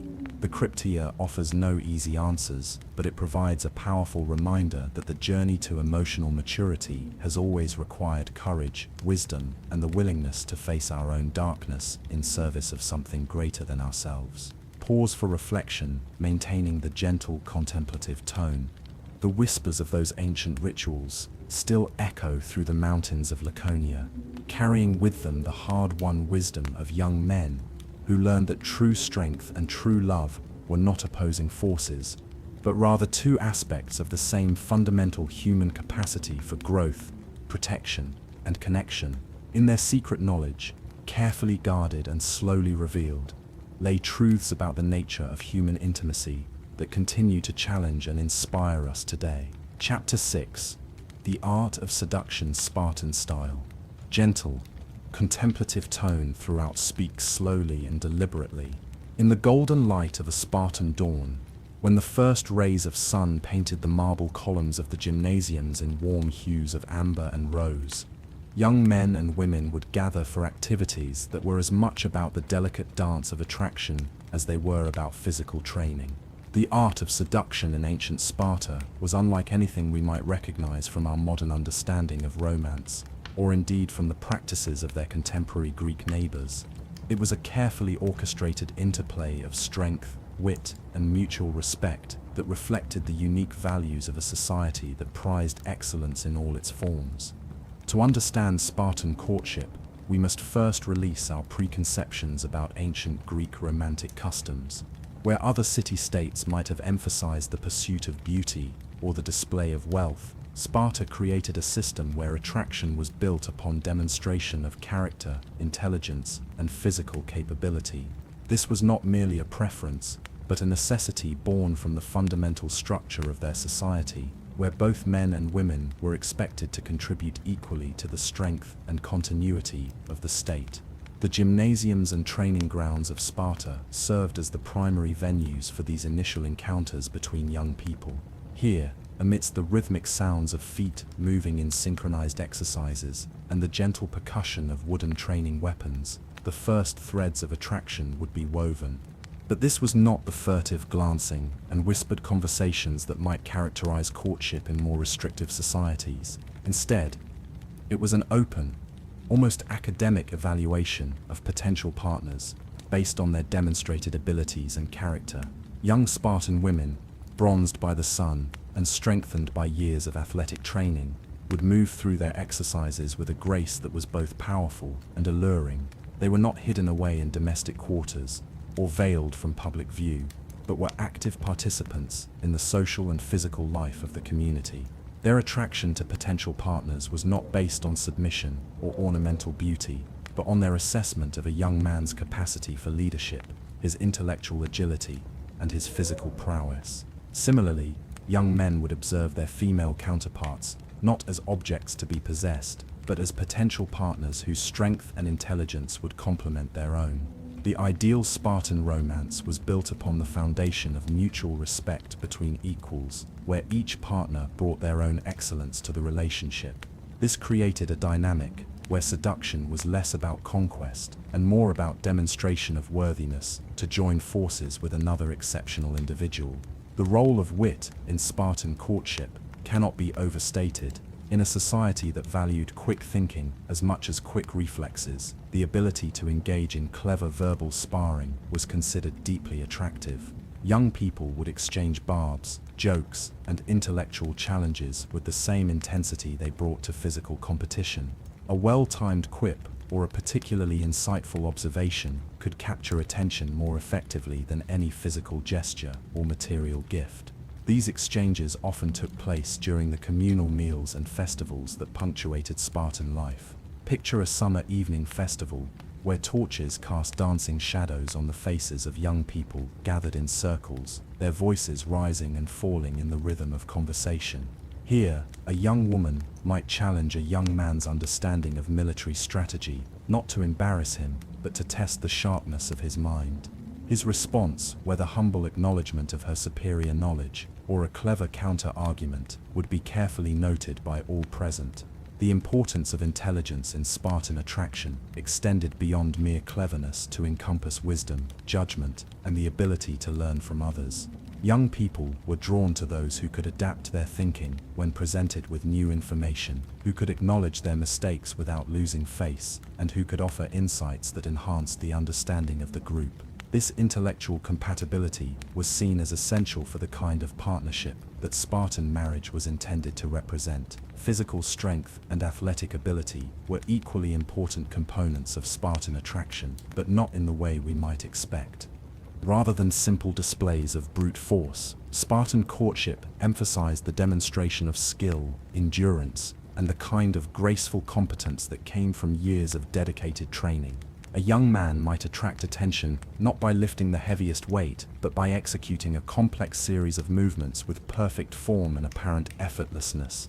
The athletic competitions that were central to Spartan social life provided numerous opportunities for these displays of physical excellence.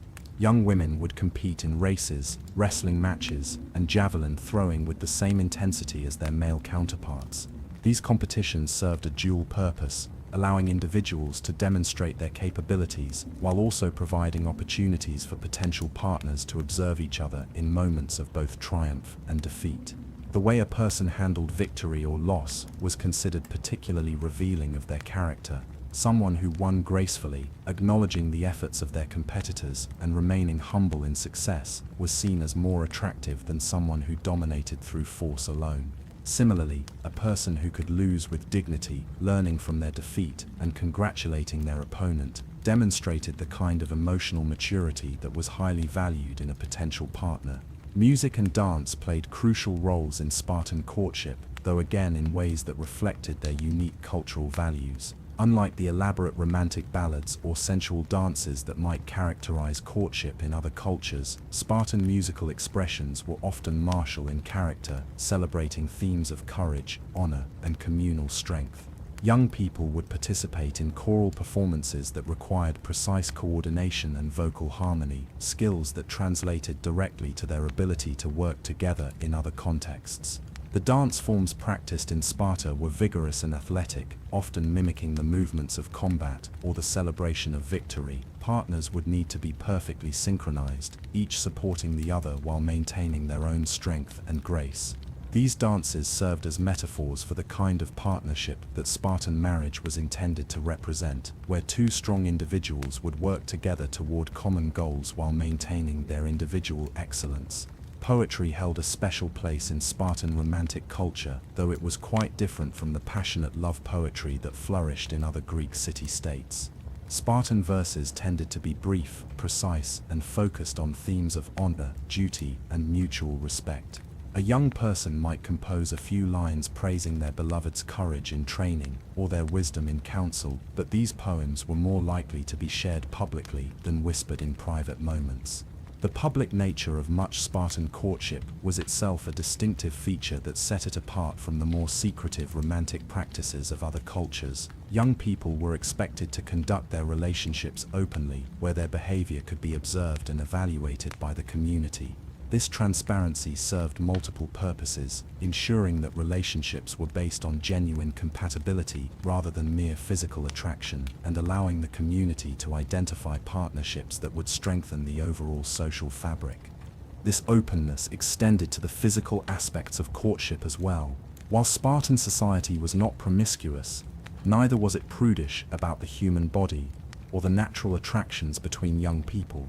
The gymnasium culture, where both men and women exercised in minimal clothing, created an environment where physical attraction was acknowledged as normal and healthy, rather than something to be hidden or suppressed. The practical purposes underlying Spartan courtship rituals were always present.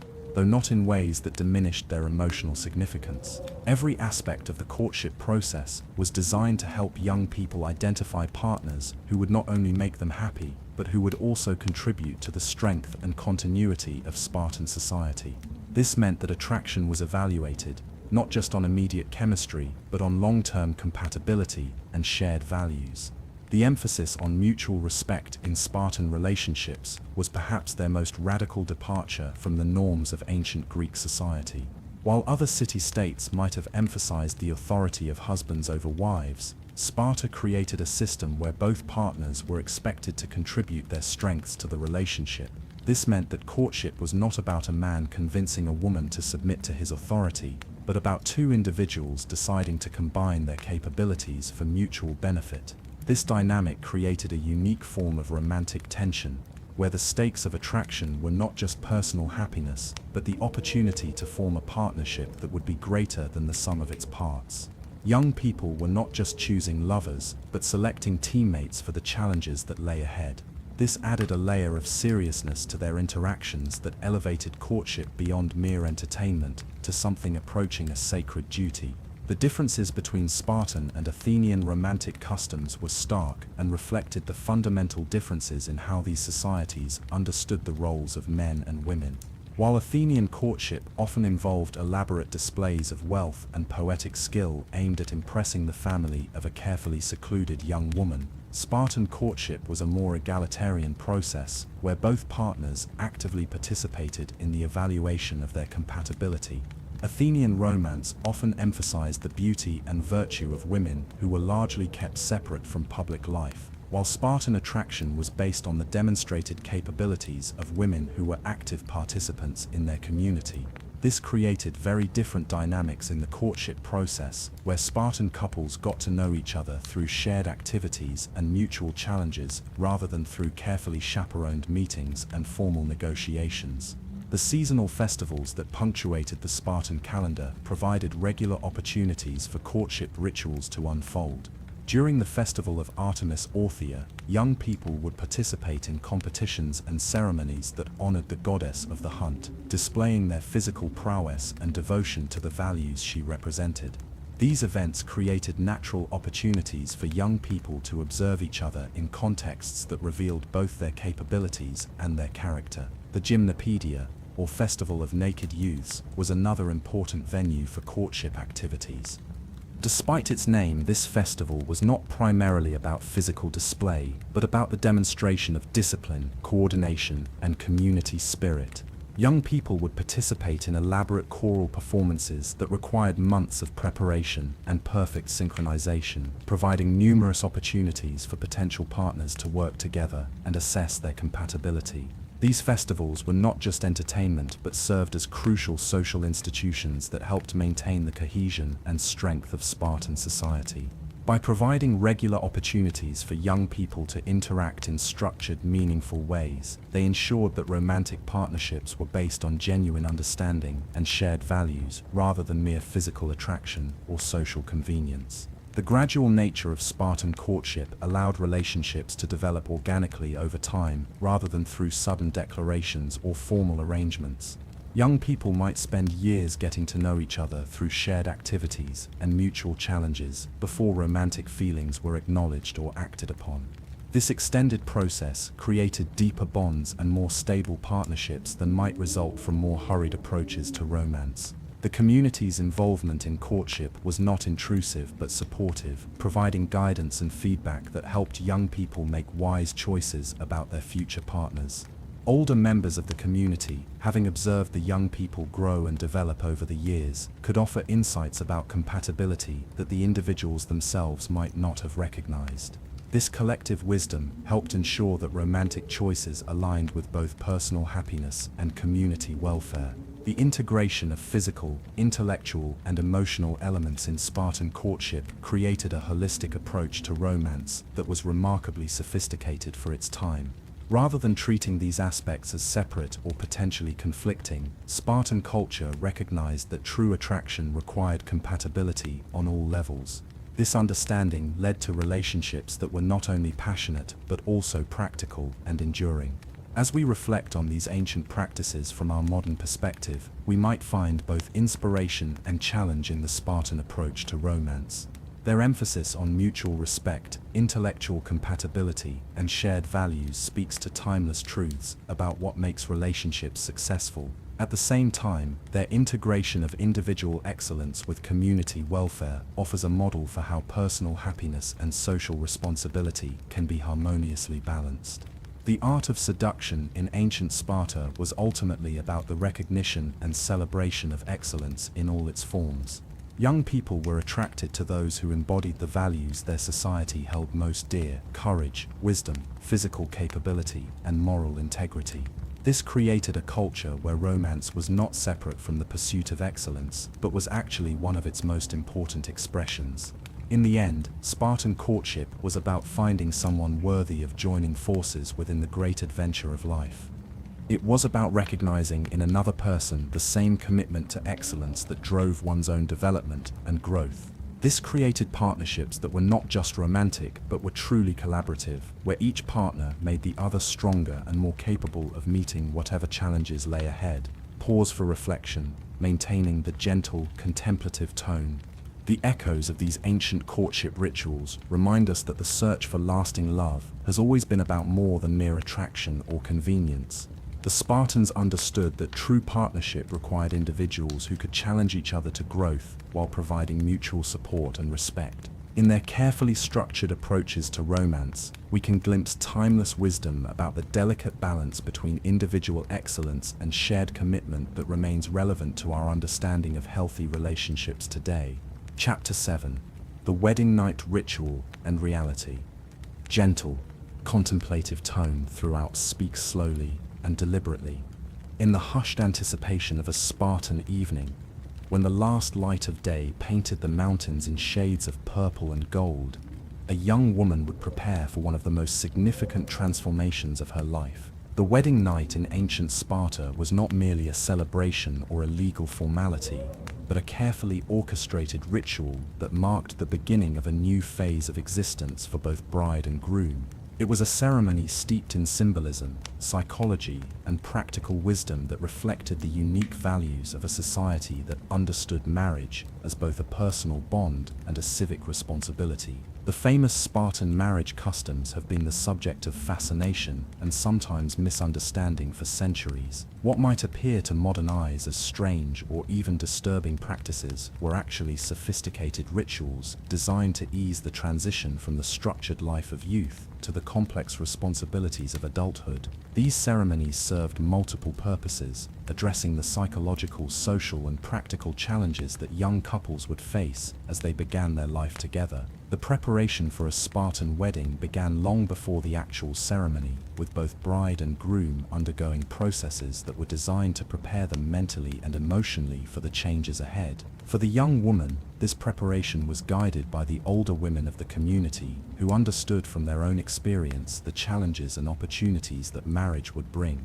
These mentors, often the mothers and aunts of the bride, would share practical knowledge about managing a household, raising children, and maintaining the delicate balance between personal desires and civic duties. The bride's preparation was not limited to domestic skills, but included frank discussions about physical intimacy and the emotional aspects of marriage. Unlike many ancient cultures where such topics might be considered taboo or inappropriate for discussion, Spartan society recognized that ignorance about these matters would only create unnecessary difficulties for young couples. The older women would explain the physical realities of married life with the same straightforward approach they used to discuss military strategy or athletic training.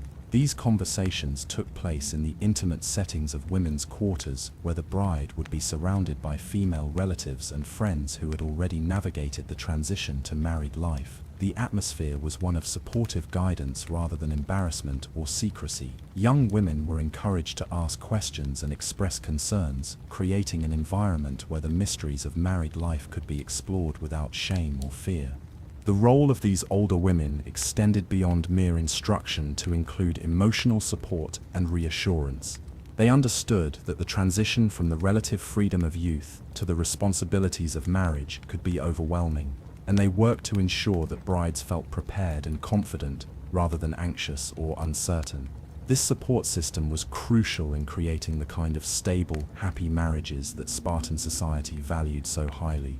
The groom's preparation was equally thorough, though it took different forms. Young men who were about to marry would receive guidance from their military companions and older male relatives about the responsibilities of husband and father. These discussions were not limited to practical matters, but included conversations about the emotional aspects of marriage and the importance of treating their wives with respect and consideration. The gradual transition from military barracks to married life was carefully managed to avoid the shock that might result from sudden changes in lifestyle and responsibility. Young married men continued to live in the barracks and eat at the communal mess halls, but they were given increasing freedom to spend time with their wives and participate in family life. This gradual transition helped ensure that the bonds of military brotherhood were maintained while allowing new bonds of marriage to develop naturally. The famous kidnapping ritual that marked the beginning of many Spartan marriages was perhaps the most misunderstood aspect of their wedding customs. This ceremony, which involved the ritual abduction of the bride by the groom and his companions, was not an act of violence or coercion, but a carefully choreographed performance that served important psychological and social functions. The ritual acknowledged the magnitude of the change that marriage represented while providing a framework for managing the emotions and expectations that surrounded this transition. The kidnapping ceremony typically took place during one of the regular festivals or celebrations that punctuated Spartan life. The bride would be participating in the festivities with her female companions when the groom and his friends would suddenly appear and capture her. This dramatic moment was not a surprise to the bride or her family, but was a planned event that had been discussed and agreed upon in advance. The apparent spontaneity of the kidnapping was part of the ritual's power, creating a sense of excitement and transformation that marked the beginning of the couple's new life together. The psychological purposes of this ritual were complex and sophisticated. By framing the transition to marriage as an adventure rather than a loss of freedom, the ceremony helped both bride and groom approach their new roles with enthusiasm rather than reluctance. The kidnapping also served to symbolically separate the bride from her previous life and identity, creating a clear boundary between her existence as a daughter and her new role as a wife. After the ritual kidnapping, the bride would be taken to a special location where she would undergo a transformation that was both physical and symbolic. Her long hair, which had been a mark of her maidenhood, would be cut short in a style that resembled that of a young man. This cutting of the hair was not merely a practical matter, but carried deep symbolic meaning, representing her entry into a new phase of life, where she would take on new responsibilities and challenges. The bride would then be dressed in men's clothing and placed in a darkened room, where she would wait for her new husband. This gender reversal was not arbitrary, but reflected important aspects of Spartan marriage philosophy. By temporarily adopting masculine dress and appearance, the bride was symbolically acknowledging that she was entering into a partnership of equals rather than a relationship of domination and submission. The darkened room where the bride waited served its own psychological purposes. The absence of light created an atmosphere of mystery and anticipation, while also ensuring that the initial physical encounter between husband and wife would be based on emotional connection rather than mere visual attraction. This environment encouraged the couple to focus on their feelings for each other rather than on physical appearance or performance. The groom's approach to his bride was equally ritualized and meaningful. He would come to her secretly, often having to exercise considerable skill and stealth to avoid detection by the household or the community.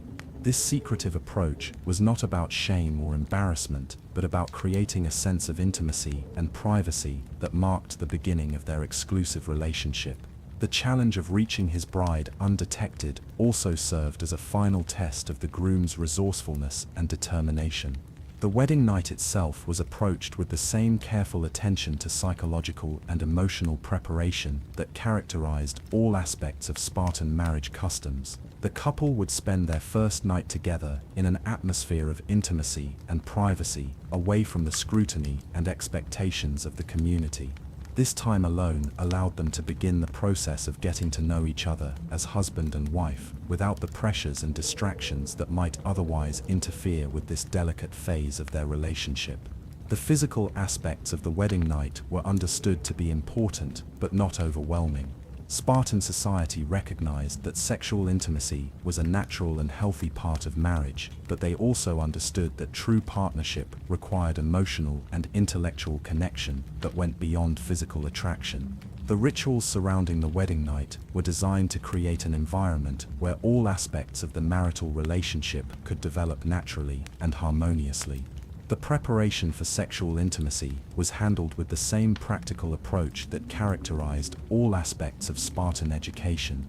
Young people of both sexes received instruction about the physical aspects of marriage from older, experienced members of the community who could provide guidance without embarrassment or shame. This education was not limited to technical information, but included discussions about the emotional and psychological aspects of physical intimacy. The Spartan approach to sexual education reflected their broader understanding of human nature and relationships. They recognized that ignorance and fear were the enemies of happiness, and that open, honest discussion of these matters was essential for creating strong, stable marriages. This pragmatic approach helped ensure that young couples entered marriage with realistic expectations and the knowledge they needed to build satisfying relationships. The gradual nature of the transition from engagement to full married life was another distinctive feature of Spartan marriage customs. Unlike societies where marriage might represent a sudden and complete change in lifestyle, Spartan couples were allowed to adjust to their new roles gradually. The husband would continue to live in the barracks while making regular visits to his wife, allowing both partners to maintain their existing relationships and responsibilities while slowly building their new life together. This gradual transition served multiple purposes, allowing the couple to develop their relationship without the pressure of immediate and complete commitment, while also ensuring that the broader social fabric remained intact. The military brotherhood that was so important to Spartan society was preserved, while the new bonds of marriage were given time to develop and strengthen. The role of the community in supporting new marriages was crucial to their success. Rather than leaving young couples to figure things out on their own, Spartan society provided ongoing guidance and support that helped ensure that marriages would be stable and productive. This support came from multiple sources, including family members, military companions, and religious leaders who all had a stake in the success of the new union.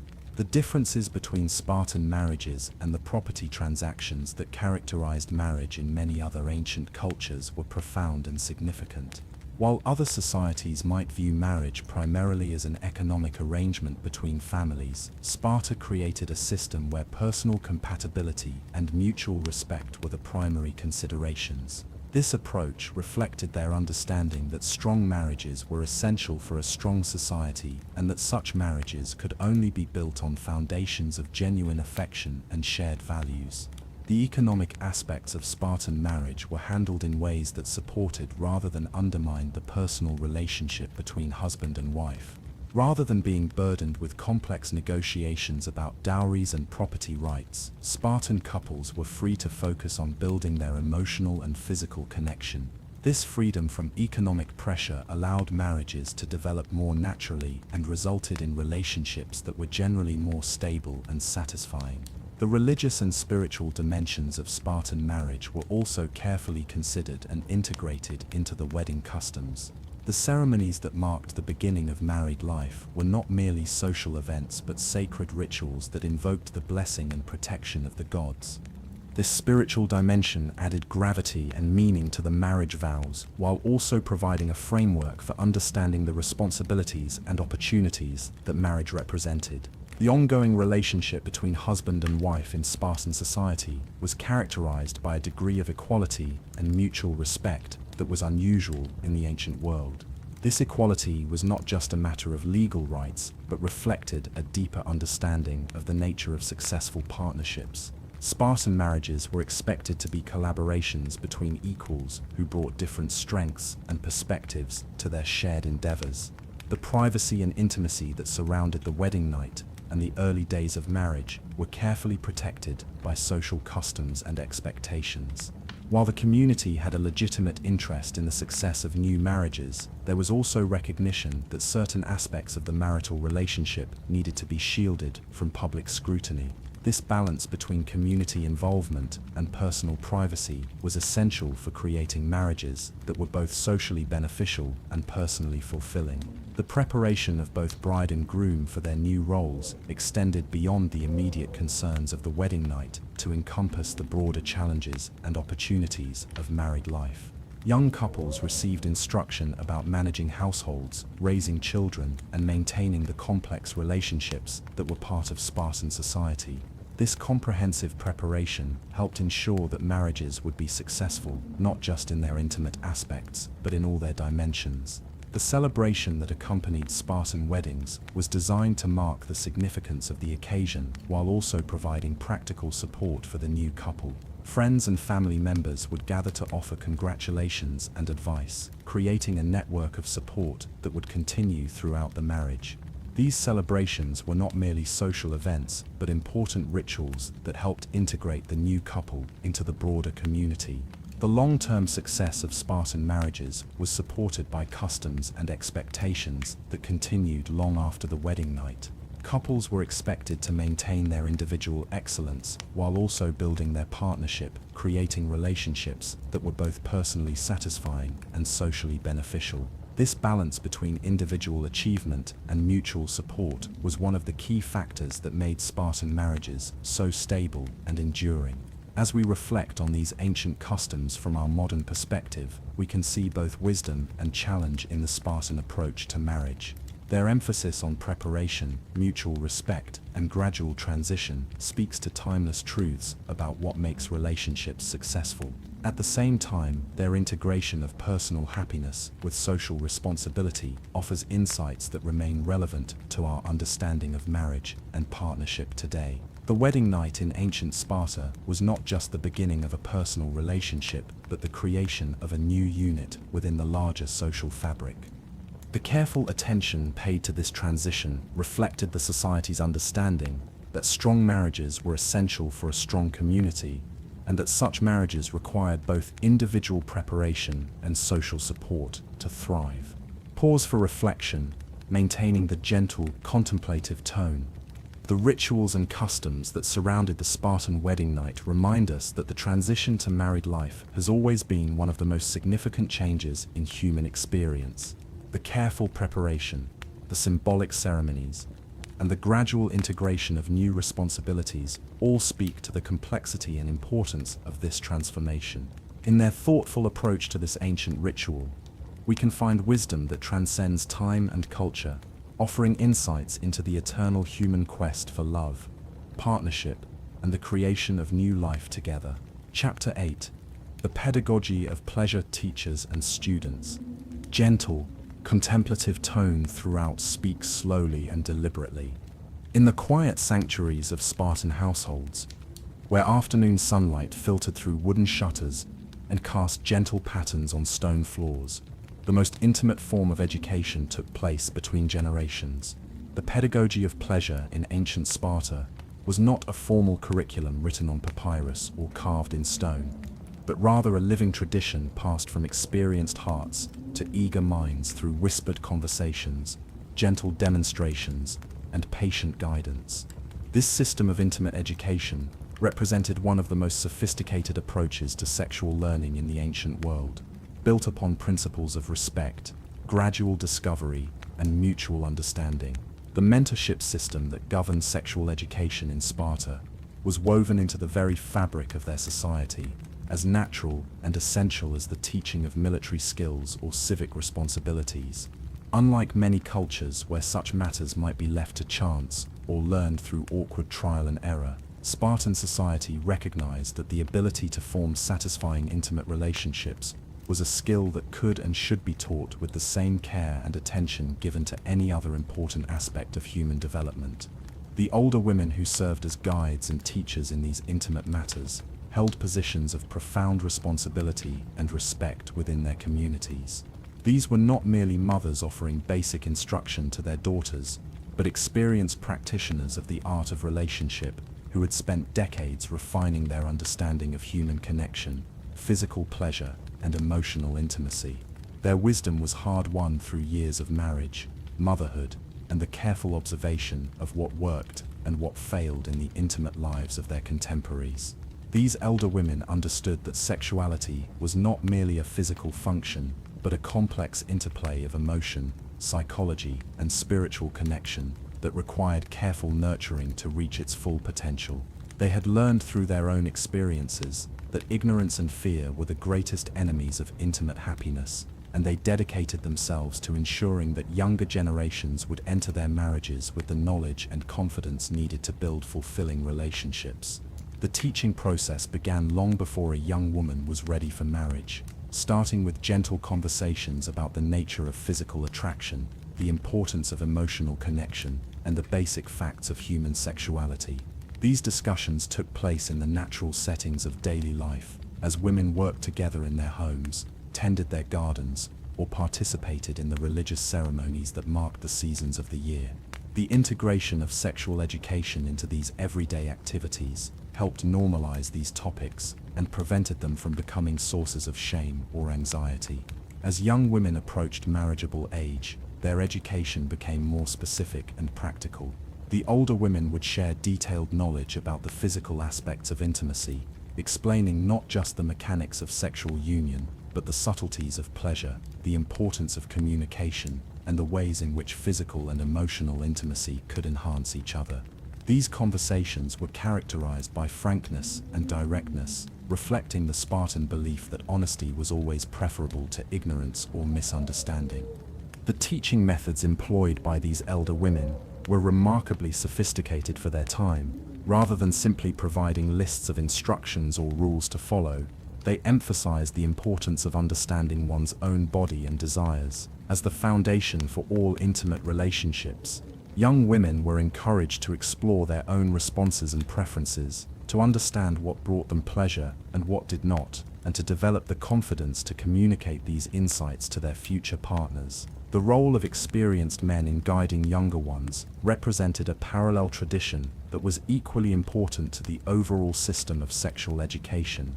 Older warriors and married men would take responsibility for preparing young men for the intimate aspects of marriage, sharing their own hard-won wisdom about the art of pleasing a partner, the importance of patience and gentleness, and the ways in which physical intimacy could deepen and strengthen the bonds between husband and wife. These male mentors understood that the warrior culture that shaped so much of Spartan society could sometimes work against the development of the sensitivity and emotional intelligence needed for successful intimate relationships. They worked to help young men understand that the same strength and discipline that made them effective in battle could be channeled into becoming skilled and considerate lovers. This was not about suppressing their masculine nature, but about expanding it to encompass the full range of human experience. The conversations between older and younger men often took place in the context of military training or during the long watches that were part of Spartan military life. In these settings, away from the formal structures of society, experienced men could share more personal insights about the challenges and rewards of intimate relationships. They could discuss the mistakes they had made in their own marriages and the lessons they had learned from them, providing guidance that was both practical and deeply personal. The balance between instruction and discovery was one of the most delicate aspects of Spartan sexual education. The teachers in this system understood that too much instruction could overwhelm young people and prevent them from developing their own instincts and preferences, while too little guidance could leave them unprepared for the complexities of intimate relationships. They worked to provide just enough information to prevent serious mistakes, while still allowing room for personal exploration and discovery. This balance was achieved through a graduated approach to education that matched the level of instruction to the readiness and maturity of the student. Young people were given basic information about sexuality and relationships at an early age, but more detailed and personal guidance was reserved for those who were approaching marriage or who had demonstrated through their questions and behavior that they were ready for more advanced instruction. The teachers in this system were skilled at reading the emotional and psychological readiness of their students, adjusting their approach based on individual needs and circumstances. Some young people were naturally curious and eager to learn, while others were more reserved or anxious about these matters. The mentors learned to adapt their teaching methods to match the temperament and learning style of each student, ensuring that everyone received the guidance they needed in a way that felt comfortable and appropriate. The importance of consent and mutual pleasure was central to everything that was taught in the Spartan system of sexual education. Unlike many ancient cultures where women's pleasure was considered unimportant or even dangerous, Spartan society recognized that truly satisfying intimate relationships required the active participation and enjoyment of both partners. This understanding was reflected in every aspect of their sexual education, from the emphasis on communication and mutual respect to the detailed instruction about techniques and practices that could enhance pleasure for both partners. The concept of consent, as it was understood in Spartan society, was more sophisticated than what existed in many other ancient cultures. While it would not meet modern standards of informed consent, it represented a significant advance in the recognition of women's agency and autonomy in intimate matters. Young women were taught that they had the right to enjoy their intimate relationships and that their pleasure was not only acceptable but essential to the success of their marriages. This emphasis on mutual pleasure was not merely about physical satisfaction, but reflected a deeper understanding of the psychological and emotional dynamics that made relationships successful. The teachers understood that partners who were both fulfilled and happy in their intimate lives were more likely to be supportive and loving in all other aspects of their relationship.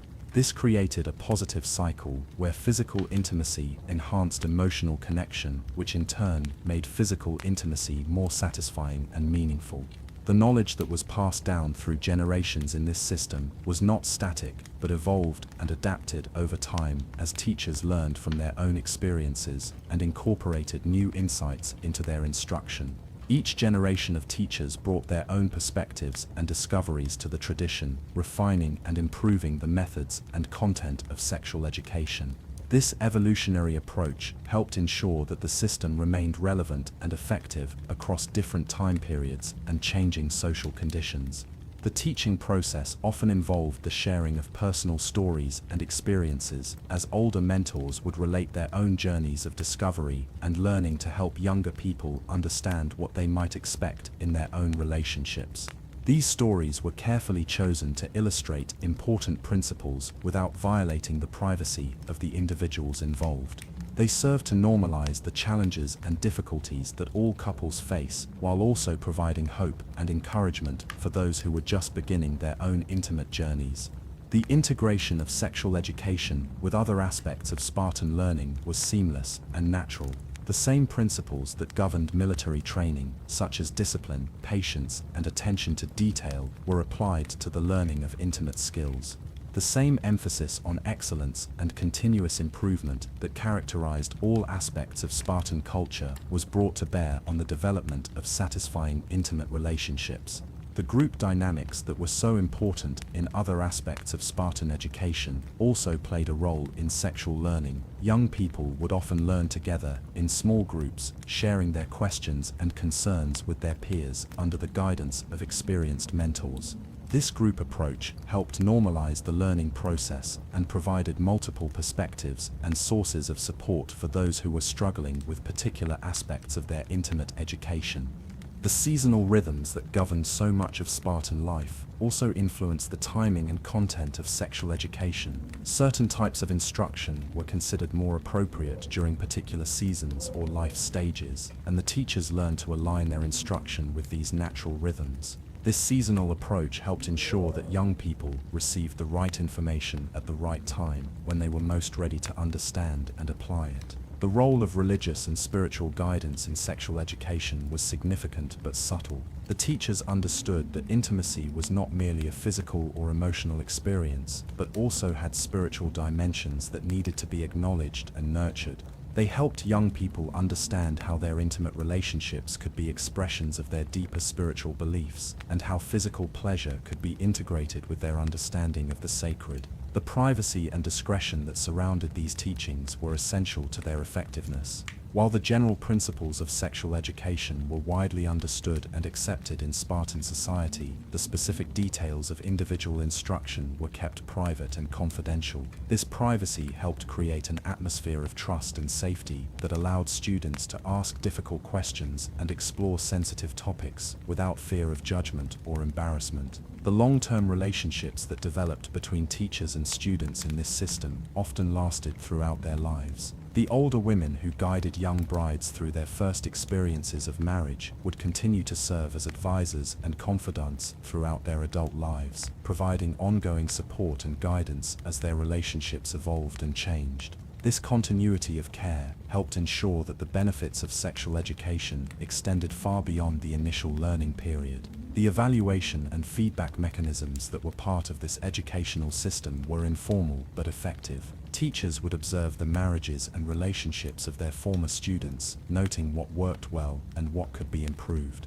This feedback helped them refine their teaching methods and identify areas where additional instruction might be needed. The students, in turn, would often return to their teachers with questions and concerns that arose in their married lives, creating an ongoing dialogue that benefited both parties. The cultural transmission of sexual knowledge through this mentorship system was one of the most effective aspects of Spartan society. It ensured that each generation had access to the accumulated wisdom of their predecessors, while also allowing for innovation and adaptation based on new experiences and changing circumstances. This balance between tradition and innovation was crucial to maintaining the effectiveness of the system over time. The impact of this educational system extended far beyond the immediate participants to influence the broader culture and society.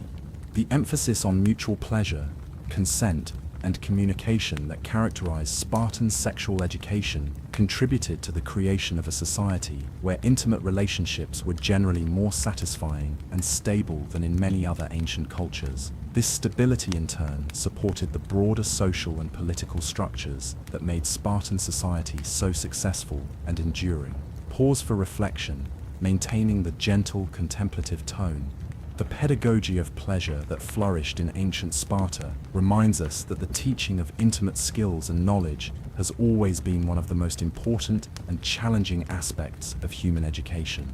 The careful attention that Spartan society paid to this form of learning, the sophisticated methods they developed for passing knowledge between generations, and the emphasis they placed on mutual respect and understanding, offer timeless lessons about the importance of preparing young people for the intimate aspects of adult life. In their thoughtful approach to this most personal form of education, we can find wisdom that transcends time and culture, speaking to the eternal human need for connection, understanding, and the patient transmission of knowledge from one generation to the next. Chapter 9. Love, War, and Separation, the Spartan Marriage. Gentle, contemplative tone throughout 4 speaks slowly and deliberately. In the quiet hours before dawn, when the stars still held their vigil over the sleeping city of Sparta, a woman might rise from her solitary bed and walk to the window that faced the mountain passes through which her husband had departed months before. The pale light of early morning would illuminate her face as she touched the small bronze pendant he had given her before his departure, a tangible reminder of the love that endured despite the vast distances and uncertain dangers that separated them. This scene, repeated countless times throughout the generations of Spartan history, captures the essence of what made their marriages unique among the relationships of the ancient world. The intersection of love and war in Spartan society created a distinctive form of marriage that was both intensely romantic and profoundly practical. Unlike the domestic partnerships that characterized many other ancient cultures, Spartan marriages were forged in the knowledge that separation would be frequent and prolonged, that danger would always threaten their happiness, and that the bonds between husband and wife would need to be strong enough to survive, not just the ordinary challenges of daily life, but the extraordinary stresses of a society perpetually prepared for war. The military life that shaped every aspect of Spartan society had perhaps its most profound impact on the intimate relationships between husbands and wives. From the moment of marriage, couples understood that their time together would be precious and limited, that their connection would need to be deep enough to sustain them through long periods of separation. and that their love would need to be expressed through actions and gestures that could transcend the boundaries of time and distance. This understanding began to influence their relationship even before marriage, as young couples learned to treasure their moments together and to communicate their feelings with an intensity that came from knowing how fleeting their opportunities for connection might be. The courtship rituals that preceded marriage took on added significance when viewed through the lens of impending separation, as couples worked to create memories and establish bonds that would sustain them through the challenges ahead. The challenge of maintaining connection during long separations was perhaps the greatest test that Spartan marriages faced. When the men departed for military campaigns that might last months or even years, wives were left to manage not only the practical aspects of their households, but also the emotional challenge of preserving their intimate connection across vast distances and uncertain circumstances. This challenge required a special kind of emotional intelligence and resilience that became characteristic of Spartan women. The women developed various strategies for maintaining their connection to their absent husbands. They would create rituals and routines that honored their relationship, even in their partner's absence, setting aside time each day to remember and reflect on their shared experiences. They would wear items of jewelry or clothing that had been given to them by their husbands, creating physical reminders of their connection that could provide comfort during the loneliest moments of separation. The practice of keeping detailed household records and accounts served a dual purpose, allowing women to manage their responsibilities effectively, while also creating a record of their daily lives that they could share with their husbands upon their return. These records became a form of intimate communication, allowing husbands to understand and appreciate the challenges their wives had faced and the successes they had achieved during their absence. Letters, gifts, and tokens of affection played crucial roles in maintaining the emotional connection between separated couples. The exchange of written messages, though limited by the literacy rates and communication technologies of the time, provided opportunities for couples to share their thoughts, feelings, and experiences across the distances that separated them. These letters were treasured possessions, carefully preserved and read repeatedly as sources of comfort and connection. The content of these letters reflected the unique character of Spartan relationships. Rather than focusing solely on expressions of longing and affection, they often included practical information about household management, discussions of political and military developments, and reflections on the values and principles that bound their society together. This blend of the personal and the political reflected the integrated nature of Spartan life, where private relationships were always understood in the context of broader social responsibilities. The gifts that couples exchanged during their separations were chosen not for their monetary value, but for their symbolic significance and their ability to evoke memories of shared experiences. A simple bronze clasp might represent a particular moment of intimacy, while a carefully woven cloth might symbolize the protective care that each partner felt for the other. These objects became focal points for meditation and remembrance, helping to maintain the emotional connection that was so crucial to the survival of the relationship. The creation and exchange of these tokens of affection became a form of artistic expression that was unique to Spartan culture. Women would spend hours crafting items that would carry their love and thoughts to their distant husbands, while men would search for objects during their travels that would convey their continuing devotion to their wives. This exchange of handmade gifts created a network of emotional connection that spanned the entire Mediterranean world wherever Spartan warriors traveled. The role of anticipation and reunion in Spartan love was perhaps the most distinctive aspect of their marital